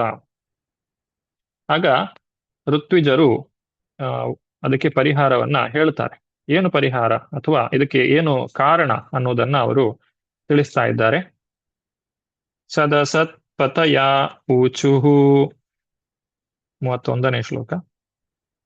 ನರದೇವೇಹ ಭವತೋ ನಾಘಂ ತಾವನ್ಮನಾಕ್ ಸ್ಥಿತಂ ಆಸ್ತಿಕಂ ಪ್ರಾಕ್ತನಮಘಂ ಯದಿ ಹೇದೃಕ್ ತ್ವಮತ್ ಪ್ರಜಃ. ಶಶಿಕುಮಾರ್ ಪ್ರಭು. ಕೃಷ್ಣ ಪ್ರಭುಜಿ. ಮುಖ್ಯ ಋತ್ವಿಜರು ಹೇಳಿದರು, ಮಹಾರಾಜನೇ, ಈ ಜನ್ಮದಲ್ಲಿ ನೀನು ಯಾವುದೇ ಪಾಪ ಕಾರ್ಯವನ್ನು ಮಾಡಿದಂತೆ ನಮಗೆ ಕಾಣಿಸುತ್ತಿಲ್ಲ. ಮನಸ್ಸಿನಲ್ಲೂ ನೀನು ಪಾಪವನ್ನು ಆಲೋಚಿಸಿಲ್ಲ. ಆದ್ದರಿಂದ ಇಲ್ಲಿ ನಿನ್ನ ಅಪರಾಧವೇನೂ ಇಲ್ಲ. ಆದರೆ ಹಿಂದಿನ ಜನ್ಮದಲ್ಲಿ ನೀನು ಕೆಲವು ಪಾಪ ಕೃತ್ಯಗಳನ್ನು ಆಚರಿಸಿದ್ದೆಯಾದ್ದರಿಂದ ಈಗ ನಿನಗೆ ಎಲ್ಲಾ ಅರ್ಹತೆಗಳು ಇದ್ದರೂ ಕೂಡ ಪುತ್ರನು ಜನಿಸಿದ. ಹರೇ ಕೃಷ್ಣ. ಹರೇ ಕೃಷ್ಣ. ಇದು ಕಾರಣ, ಯಾಕೆ ಈ ಒಂದು ಯಜ್ಞ ಸರಿಯಾಗಿ ಸಫಲವಾಗ್ತಾ ಇಲ್ಲ ಅನ್ನೋದಕ್ಕೆ. ಹಿಂದಿನ ರಾಜರುಗಳೆಲ್ಲ ಎಷ್ಟೊಂದು ಶುದ್ಧವಾದಂತಹ ಜೀವನವನ್ನು ನಡೆಸ್ತಾ ಇದ್ರು ಅನ್ನೋದನ್ನ ನಾವಿಲ್ಲಿ ಗಮನಿಸಬೇಕು. ಮಹಾರಾಜನಾಗಿದ್ರು ಸಾಮಾನ್ಯವಾಗಿ ಯಾರು ಆಡಳಿತದಲ್ಲಿರ್ತಾರೋ ಅವರಿಂದ ಕೆಲವೊಂದು ತಪ್ಪು ಕಾರ್ಯಗಳು ಘಟಿಸ್ತವೆ. ಆದ್ರೆ ಆ ರಾಜರ್ಷಿಗಳಂತೆ ಎಷ್ಟೊಂದು ಜಾಗರೂಕತೆಯಿಂದ ಆಡಳಿತವನ್ನ ಮಾಡ್ತಾ ಇದ್ರು ಅಂದ್ರೆ ಇಲ್ಲಿ ಋತ್ವಿಜರೇ ಹೇಳ್ತಾ ಇದ್ದಾರೆ, ಈ ಜನ್ಮದಲ್ಲಿಯೇ ನೀನು ಯಾವುದೇ ಪಾಪವನ್ನು ಮಾಡಿಲ್ಲ, ಮನಸ್ಸಿನಿಂದಲೂ ಕೂಡ ನೀನು ಯಾವುದೇ ಪಾಪವನ್ನ ಆಲೋಚಿಸಿಲ್ಲ. ಅಂದ್ರೆ ಅಷ್ಟೊಂದು ಶುದ್ಧವಾದಂತಹ ಜೀವನವನ್ನ ನಡೆಸ್ತಾ ಇದ್ರು ಆ ರಾಜರುಗಳು. ಆದ್ರೆ ಹಿಂದೆ ಮಾಡಿದಂತಹ ಯಾವುದೋ ಒಂದು ಪಾಪದ ಫಲವಾಗಿ ನಿನಗೆ ಈ ಜನ್ಮದಲ್ಲಿ ಮಕ್ಕಳಾಗುವಂತಹ ಒಂದು ಭಾಗ್ಯ ಇಲ್ಲ ಅಂತ ಹೇಳಿ ಋತ್ವಿಜರು ಹೇಳ್ತಾ ಇದ್ದಾರೆ. ಅಂದ್ರೆ ನಾವು ಹಿಂದಿನ ಜನ್ಮದಲ್ಲಿ ಏನು ಪಾಪ ಪುಣ್ಯವನ್ನ ಮಾಡಿದ್ದೇವೋ ಅದಕ್ಕೆ ಅನುಗುಣವಾಗಿ ಈ ಒಂದು ಜನ್ಮದಲ್ಲಿ ಅನುಕೂಲಗಳು ಅಥವಾ ಅನಾನುಕೂಲಗಳು ನಡೆಯುತ್ತವೆ. 32ನೇ ಶ್ಲೋಕ. ತಥಾ ಸಾಧಯ ಭದ್ರಂ ತೇ ಆತ್ಮಾನಂ ಸುಪ್ರಜಂ ನೃಪ ಇಷ್ಟತೆ ಪುತ್ರ ಕಾಮಸ್ಯ ಪುತ್ರಂ ದಾಸ್ಯತಿ ಯಜ್ಞಭುಕ್. ಶೋಭಯನ್ ಮಾತಾಜಿ. ಕೃಷ್ಣ ಪ್ರಭುಜಿ. ಮಹಾರಾಜನೇ, ನಿನಗೆ ಒಳ್ಳೆಯದಾಗಲೆಂದು ನಾವು ಅರಸುತ್ತೇವೆ. ಈಗ ನೀನು ಪುತ್ರಹೀನನು ಆಗಿದ್ದೀಯೆ. ಪರಮ ಪ್ರಭುವನ್ನು ಪುತ್ರ ಸಂತಾನಕ್ಕಾಗಿ ಬೇಡಿಕೊಂಡು ಒಂದು ಯಾಗವನ್ನು ಮಾಡಿದೆ ಎಂದರೆ ಅದರಿಂದ ಯಜ್ಞಭೋಕ್ತೃವಾದ ದೇವೋತ್ತಮ ಪರಮ ಪುರುಷನು ಸಂತುಷ್ಟನಾಗಿ ನಿನ್ನ ಬಯಕೆಯನ್ನು ಈಡೇರಿಸುವನು. ಧನ್ಯವಾದ. ಇದು ಈಗ ಮೂಲ ಸಮಸ್ಯೆಗೆ ಅವರು ಪರಿಹಾರವನ್ನು ಕಾಣ್ತಾ ಇದ್ದಾರೆ. ಮೊದಲನೇದಾಗಿ ಯಜ್ಞದ ಮುಖಾಂತರವೇ ಇವರು ಸಮಸ್ಯೆಗೆ ಪರಿಹಾರವನ್ನ ಕಾಣ್ತಾ ಇದ್ದಾರೆ. ಅಂದ್ರೆ ಒಂದು ಯಾಗವನ್ನ ಮಾಡಬೇಕು. ಆ ಯಾಗದ ಉದ್ದೇಶ ಏನು? ಪರಮ ಪ್ರಭುವನ್ನು, ಭಗವಂತನನ್ನು ಸಂತುಷ್ಟಿಗೊಳಿಸುವಂತದ್ದಾಗಿರ್ಬೇಕು. ಆ ಉದ್ದೇಶದಿಂದ ಒಂದು ಯಾಗವನ್ನ ಮಾಡಿ ಭಗವಂತನಿಂದ ನೇರವಾಗಿ ನೀನು ಒಂದು ಪುತ್ರ ಸಂತಾನವನ್ನ ಬೇಡಿದೆ ಅಂತಾದ್ರೆ ಆ ಭಗವಂತನು ನಿನಗೆ ಒಲಿದು ಒಂದು ಮಗುವನ್ನ ಕರುಣಿಸ್ತಾನೆ ಅಂತ ಹೇಳಿ ಋತ್ವಿಜರು ತಿಳಿಸ್ತಾ ಇದ್ದಾರೆ. ಅದಕ್ಕೆ ಋತ್ವಿಜರು ಹೇಳಿದ ಹಾಗೆಯೇ ಇಲ್ಲಿ ಅಂಗ ಮಹಾರಾಜನು ಯಜ್ಞವನ್ನ ಮಾಡ್ತಾ ಇದ್ದಾನೆ. 33ನೇ ಶ್ಲೋಕ.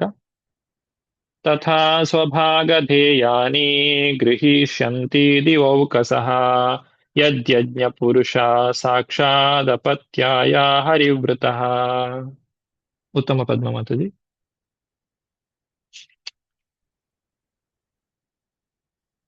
ಹರೇ ಕೃಷ್ಣ ಪ್ರಭುಜಿ. ಅನುವಾದ ಪ್ರಭುಪಾದರಿಂದ ಪ್ರಭುಪಾದ್ಗೀತೆ.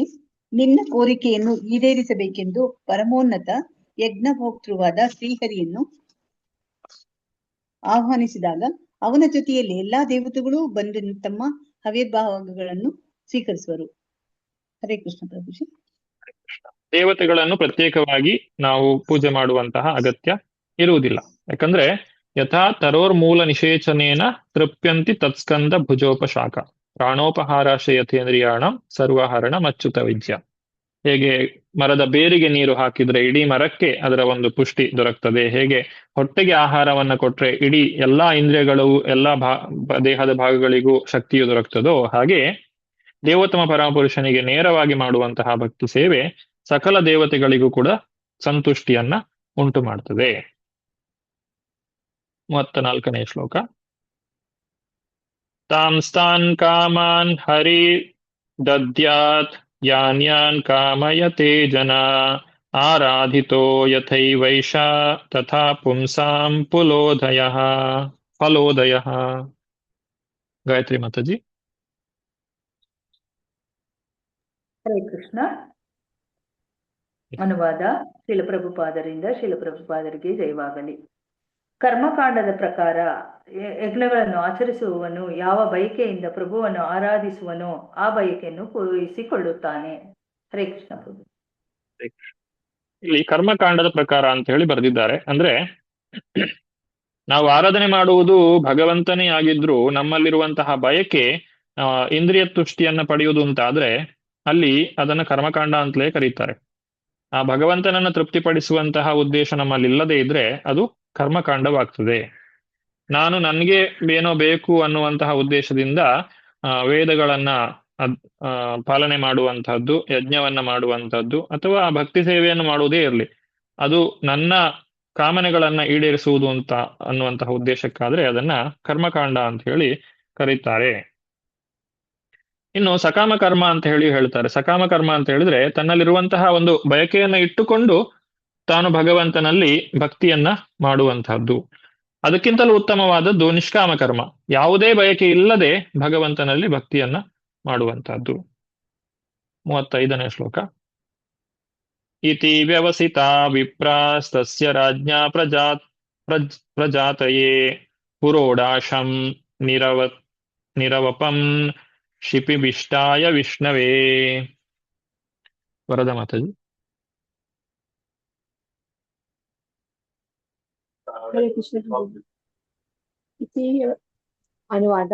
ಅಂಗ ಮಹಾರಾಜನಿಗೆ ಪುತ್ರ ಸಂತಾನವಾಗಬೇಕೆಂಬ ಅಭಿಲಾಷೆಯಿಂದ ಸಕಲರ ಹೃದಯವಸ್ಥನಾದ ಭಗವಾನ್ ವಿಷ್ಣುವಿನ ಪ್ರೀತ್ಯರ್ಥವಾಗಿ ಯಾಗವನ್ನು ನಡೆಸಲು ವ್ಯಕ್ತರು ನಿರ್ಧರಿಸಿದರು. ಹರೇ ಕೃಷ್ಣ. ಈಗ ಯಾಗವನ್ನ ಅವರು ಮಾಡ್ತಾ ಇದ್ದಾರೆ. ಪ್ರಭುಪಾದರು ಭಾವಾರ್ಥದಲ್ಲಿ ಪ್ರಾಣಿವಧಿಯನ್ನ ಮಾಡಿ ಬಲಿ ಕೊಟ್ಟು ನಡೆಸುವಂತಹ ಯಾಗಾಚರಣೆಯ ಬಗ್ಗೆ ಇಲ್ಲಿ ಹೇಳ್ತಾ ಇದ್ದಾರೆ. ಅದನ್ನ ಈಗ ವೈದ್ಯಕೀಯ ಪ್ರಯೋಗಶಾಲೆಯಲ್ಲಿ ಹೇಗೆ ಔಷಧಿಯನ್ನ ಪರೀಕ್ಷೆ ಮಾಡ್ಲಿಕ್ಕೋಸ್ಕರ ಪ್ರಾಣಿಗಳನ್ನ ಬಳಸ್ತಾರೆ ಅದಕ್ಕೆ ಇಲ್ಲಿ ಹೋಲಿಸ್ತಾ ಇದ್ದಾರೆ. ಶಿಪಿವಿಷ್ಟಾಯ ಅಂತ ಹೇಳ್ತಾರೆ. ಹೋಮಾಗ್ನಿ. ಶಿಪಿ ಅಂತ ಹೇಳಿದ್ರೆ ಹೋಮಾಗ್ನಿ. ಅದರಲ್ಲಿ ಹವಿಸ್ಸನ್ನ ಅರ್ಪಿಸಿದ್ರೆ ಭಗವಾನ್ ವಿಷ್ಣು ಜ್ವಾಲೆಯ ರೂಪದಲ್ಲಿ ನೆಲೆಸಿ ಸ್ವೀಕರಿಸುತ್ತಾನೆ. ಆದ್ರಿಂದ ಭಗವಂತನನ್ನ ಶಿಪಿವಿಷ್ಟ ಅಂತ ಹೇಳಿಯೂ ಕೂಡ ಕರೀತಾರೆ.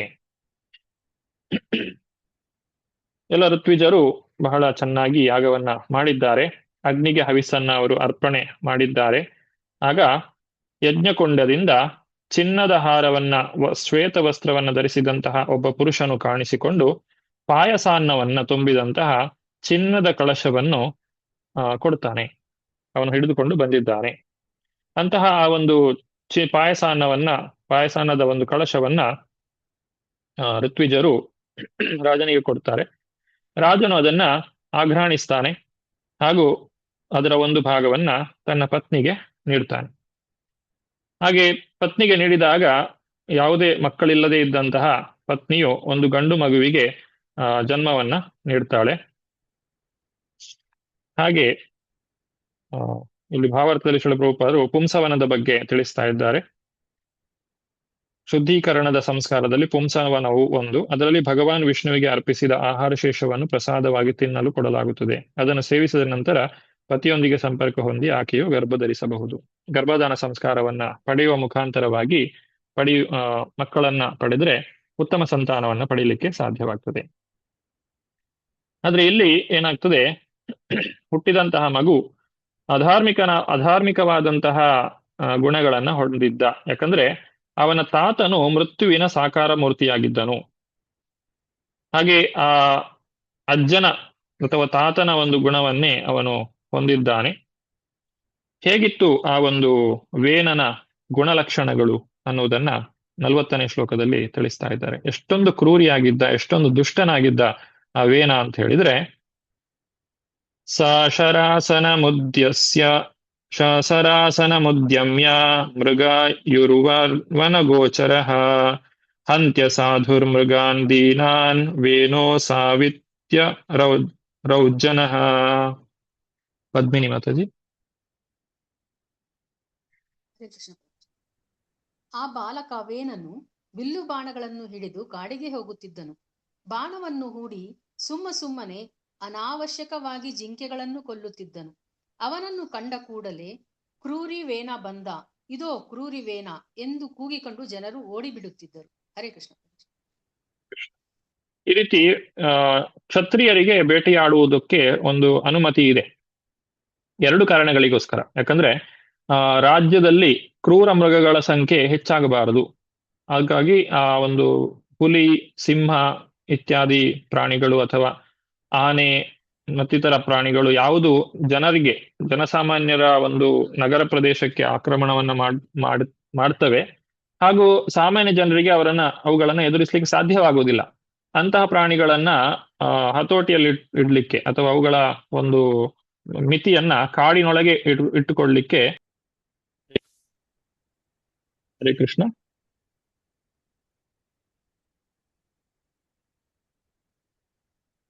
ಹರೇ ಕೃಷ್ಣ ಪ್ರಭುಜಿ. ಕೇಳ್ತಾ ಇದೆಯಲ್ಲ? Okay, network problem. S.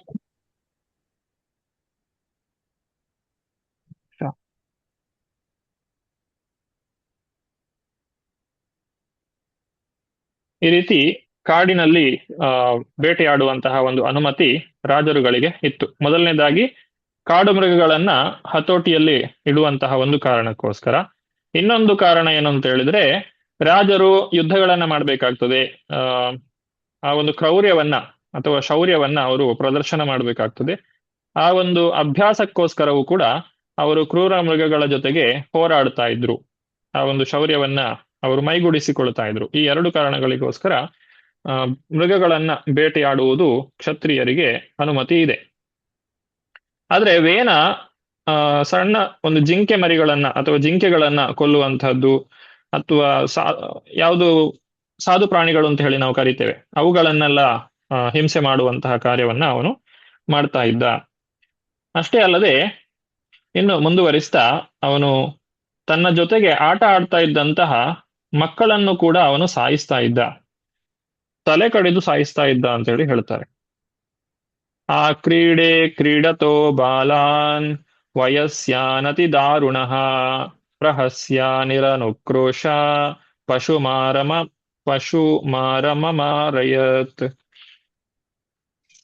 Chandrika Mataji.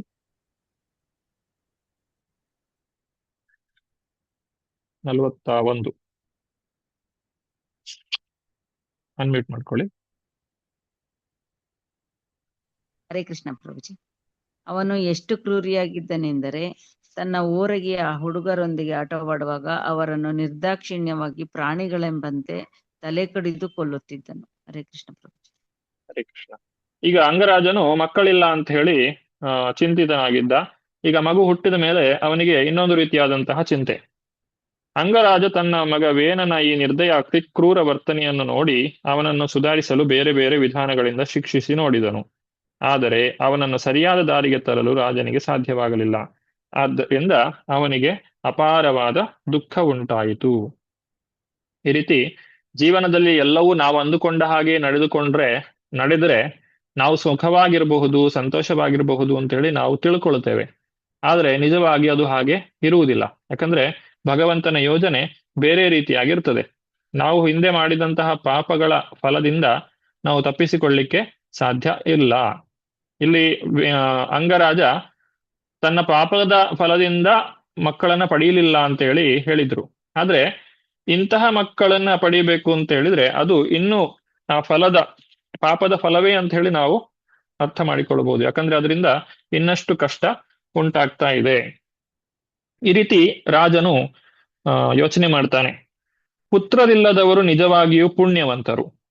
ಕೆಟ್ಟ ಮಗನಿಂದ ಉಂಟಾಗುವ ಅಸಹನೀಯ ದುಃಖ ಒದಗದಿರಲು ಅವರು ಹಿಂದಿನ ಜನ್ಮಗಳಲ್ಲಿ ಭಗವಂತನನ್ನು ಪೂಜಿಸಿರಬೇಕು. ಈಗ ಏನು ಹೇಳ್ತಾನೆ, ಯಾರು ಮಕ್ಕಳು ಪಡೆಯಲಿಲ್ವೋ ಅವರೇ ನಿಜವಾದ ಪುಣ್ಯವಂತರು ಅಂತ ಹೇಳಿ. ಅಂದ್ರೆ ನಮಗೆ ಅನುಭವದಿಂದಲೇ ನಾವು ಪಾಠವನ್ನ ಕಲಿಯುವಂತಹದ್ದು. ಪಾಪಿಯಾದ ಮಗ ತಂದೆಯ ಗೌರವವು ಹಾಳಾಗಿ ಹೋಗುವಂತೆ ಮಾಡುತ್ತಾನೆ. ಮನೆಯಲ್ಲಿ ಅವನು ನಡೆಸುವ ಅಧಾರ್ಮಿಕ ಕೆಲಸ ಪ್ರತಿಯೊಬ್ಬರಲ್ಲೂ ಅಧಾರ್ಮಿಕ ಪ್ರವೃತ್ತಿಯನ್ನು, ಕಲಹವನ್ನು ಹುಟ್ಟಿಸಿ ಕೊನೆಯೇ ಇಲ್ಲದ ಕ್ಲೇಶವನ್ನು ಉಂಟು ಮಾಡುತ್ತವೆ.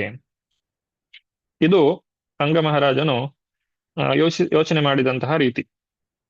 ಆದ್ರೆ ಅವನು ಇನ್ನೂ ಯೋಚನೆ ಮಾಡ್ತಾನೆ.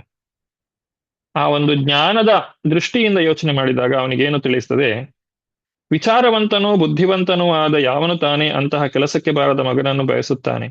ಅಂತಹ ದುಷ್ಟಪುತ್ರನು ಜೀವಿಗೆ ಕೇವಲ ಭ್ರಮೆಯ ಬಂಧನವಾಗಿ ಅವನಿಂದ ಮನೆಯು ಕ್ಲೇಶಮಯವಾಗುತ್ತದೆ. ಆದ್ರೆ ಮುಂದುವರಿಸ್ತಾ, ನಿಜ, ಒಂದು ರೀತಿಯಲ್ಲಿ ಕೆಟ್ಟ ಮಗನು ಒಳ್ಳೆಯ ಮಗನಿಗಿಂತ ಮೇಲು. ಏಕೆಂದರೆ ಒಳ್ಳೆಯ ಮಗನು ಸಂಸಾರದ ಕಡೆಗೆ ಮೋಹವನ್ನು ಹುಟ್ಟಿಸುತ್ತಾನೆ. ಕೆಟ್ಟ ಮಗನಾದರೂ ಆ ಮೋಹವು ಕಳೆದು ಹೋಗುವ ಹಾಗೆ ಮಾಡುತ್ತಾನೆ. ಅವನು ಮನೆಯನ್ನು ಎಷ್ಟು ಮಟ್ಟಿಗೆ ನರಕ ಸದೃಶವಾಗಿ ಮಾಡುತ್ತಾನೆಂದರೆ, ಬುದ್ಧಿವಂತನಾದವನು ಸಹಜವಾಗಿ ಮತ್ತು ಸುಲಭವಾಗಿ ವೈರಾಗ್ಯಪರನಾಗುತ್ತಾನೆ. ನಾವು ಜೀವನದಲ್ಲಿ ಕಷ್ಟ ಬಂದ್ರೂ ಸುಖ ಬಂದ್ರೂ ಸಮಾನವಾಗಿರ್ಬೇಕು ಅಂತ ಹೇಳಿದಾಗ ಅದು ಹೇಗೆ ಸಾಧ್ಯ? ಇದು ಅಂಗ ಮಹಾರಾಜನ ರೀತಿಯಲ್ಲಿ ಯೋಚನೆ ಮಾಡುವುದರಿಂದ ಸಾಧ್ಯವಾಗ್ತದೆ. ಅಂಗ ಮಹಾರಾಜ ತನ್ನ ಒಂದು ದುಷ್ಟ ಮಗನಿದ್ರು ಕೂಡ ಈ ದುಷ್ಟ ಮಗನೂ ಕೂಡ ಒಳ್ಳೆಯದೇ ಅಂತ ಹೇಳಿ ತಿಳಿತಾ ಇದ್ದಾನೆ. ಈ ರೀತಿಯಾಗಿ ಅಂಗರಾಜನಿಗೆ ರಾತ್ರಿ ಎಲ್ಲ ನಿದ್ದೆ ಬರಲಿಲ್ಲ. ಆ ಗೃಹಸ್ಥ ಜೀವನದ ಬಗ್ಗೆ ಸಂಪೂರ್ಣವಾಗಿ ಅವನು ಅಲಕ್ಷ್ಯವನ್ನ ತಾಳಿ ರಾತ್ರಿ ಹಾಸಿಗೆಯಿಂದ ಎದ್ದು ಆತನ ಪತ್ನಿಯನ್ನ ತೊರೆದು ಅವನು ಸಂಪದ್ಭರಿತವಾದಂತಹ ರಾಜ್ಯವನ್ನು ಬಿಟ್ಟು ಯಾರಿಗೂ ಕಾಣದ ಹಾಗೆ ಅವನು ಬಿಟ್ಟು ಹೋದನು. ರಾಜ್ಯವನ್ನ ತೊರೆದು ಹೊರಟು ಹೋಗ್ತಾನೆ. ಅಂದ್ರೆ ತನ್ನ ಮುಂದಿನ ಗತಿ ಏನು ಅದರ ಬಗ್ಗೆ ಅವನು ಬಹಳ ಯೋಚನೆಯನ್ನ ಮಾಡಿ, ಈ ರಾಜ್ಯದಲ್ಲಿ ನಾನು ಇನ್ನು ಮುಂದೆ ಇದ್ರೆ ಇದು ಸಮಸ್ಯೆಯ ಮೇಲೆ ಸಮಸ್ಯೆ ಉಂಟಾಗ್ತಾ ಇದೆ, ಅದರಿಂದ ನಾನು ಹೊರಟು ಹೋಗ್ತೇನೆ ಅಂತೇಳಿ ನಿರ್ಧಾರ ಮಾಡಿ ಅವನು ಹೊರಟು ಹೋಗ್ತಾನೆ. ಅವನು ಹೊರಟು ಹೋದಂತಹ ವಿಚಾರವನ್ನ ತಿಳಿಸುವಾಗ ಒಂದು ಸಾದೃಶ್ಯದ ಮುಖಾಂತರ ತಿಳಿಸ್ತಾರೆ. 48ನೇ ಶ್ಲೋಕ. ವಿಜ್ಞಾಯ ನಿರ್ವಿದ್ಯ ಗತಂ ಪತಿಂ ಪ್ರಜಾ ಪುರೋಹಿತ ಮಾತ್ಯ ಸುಹೃದ್ಗಣಾದಯ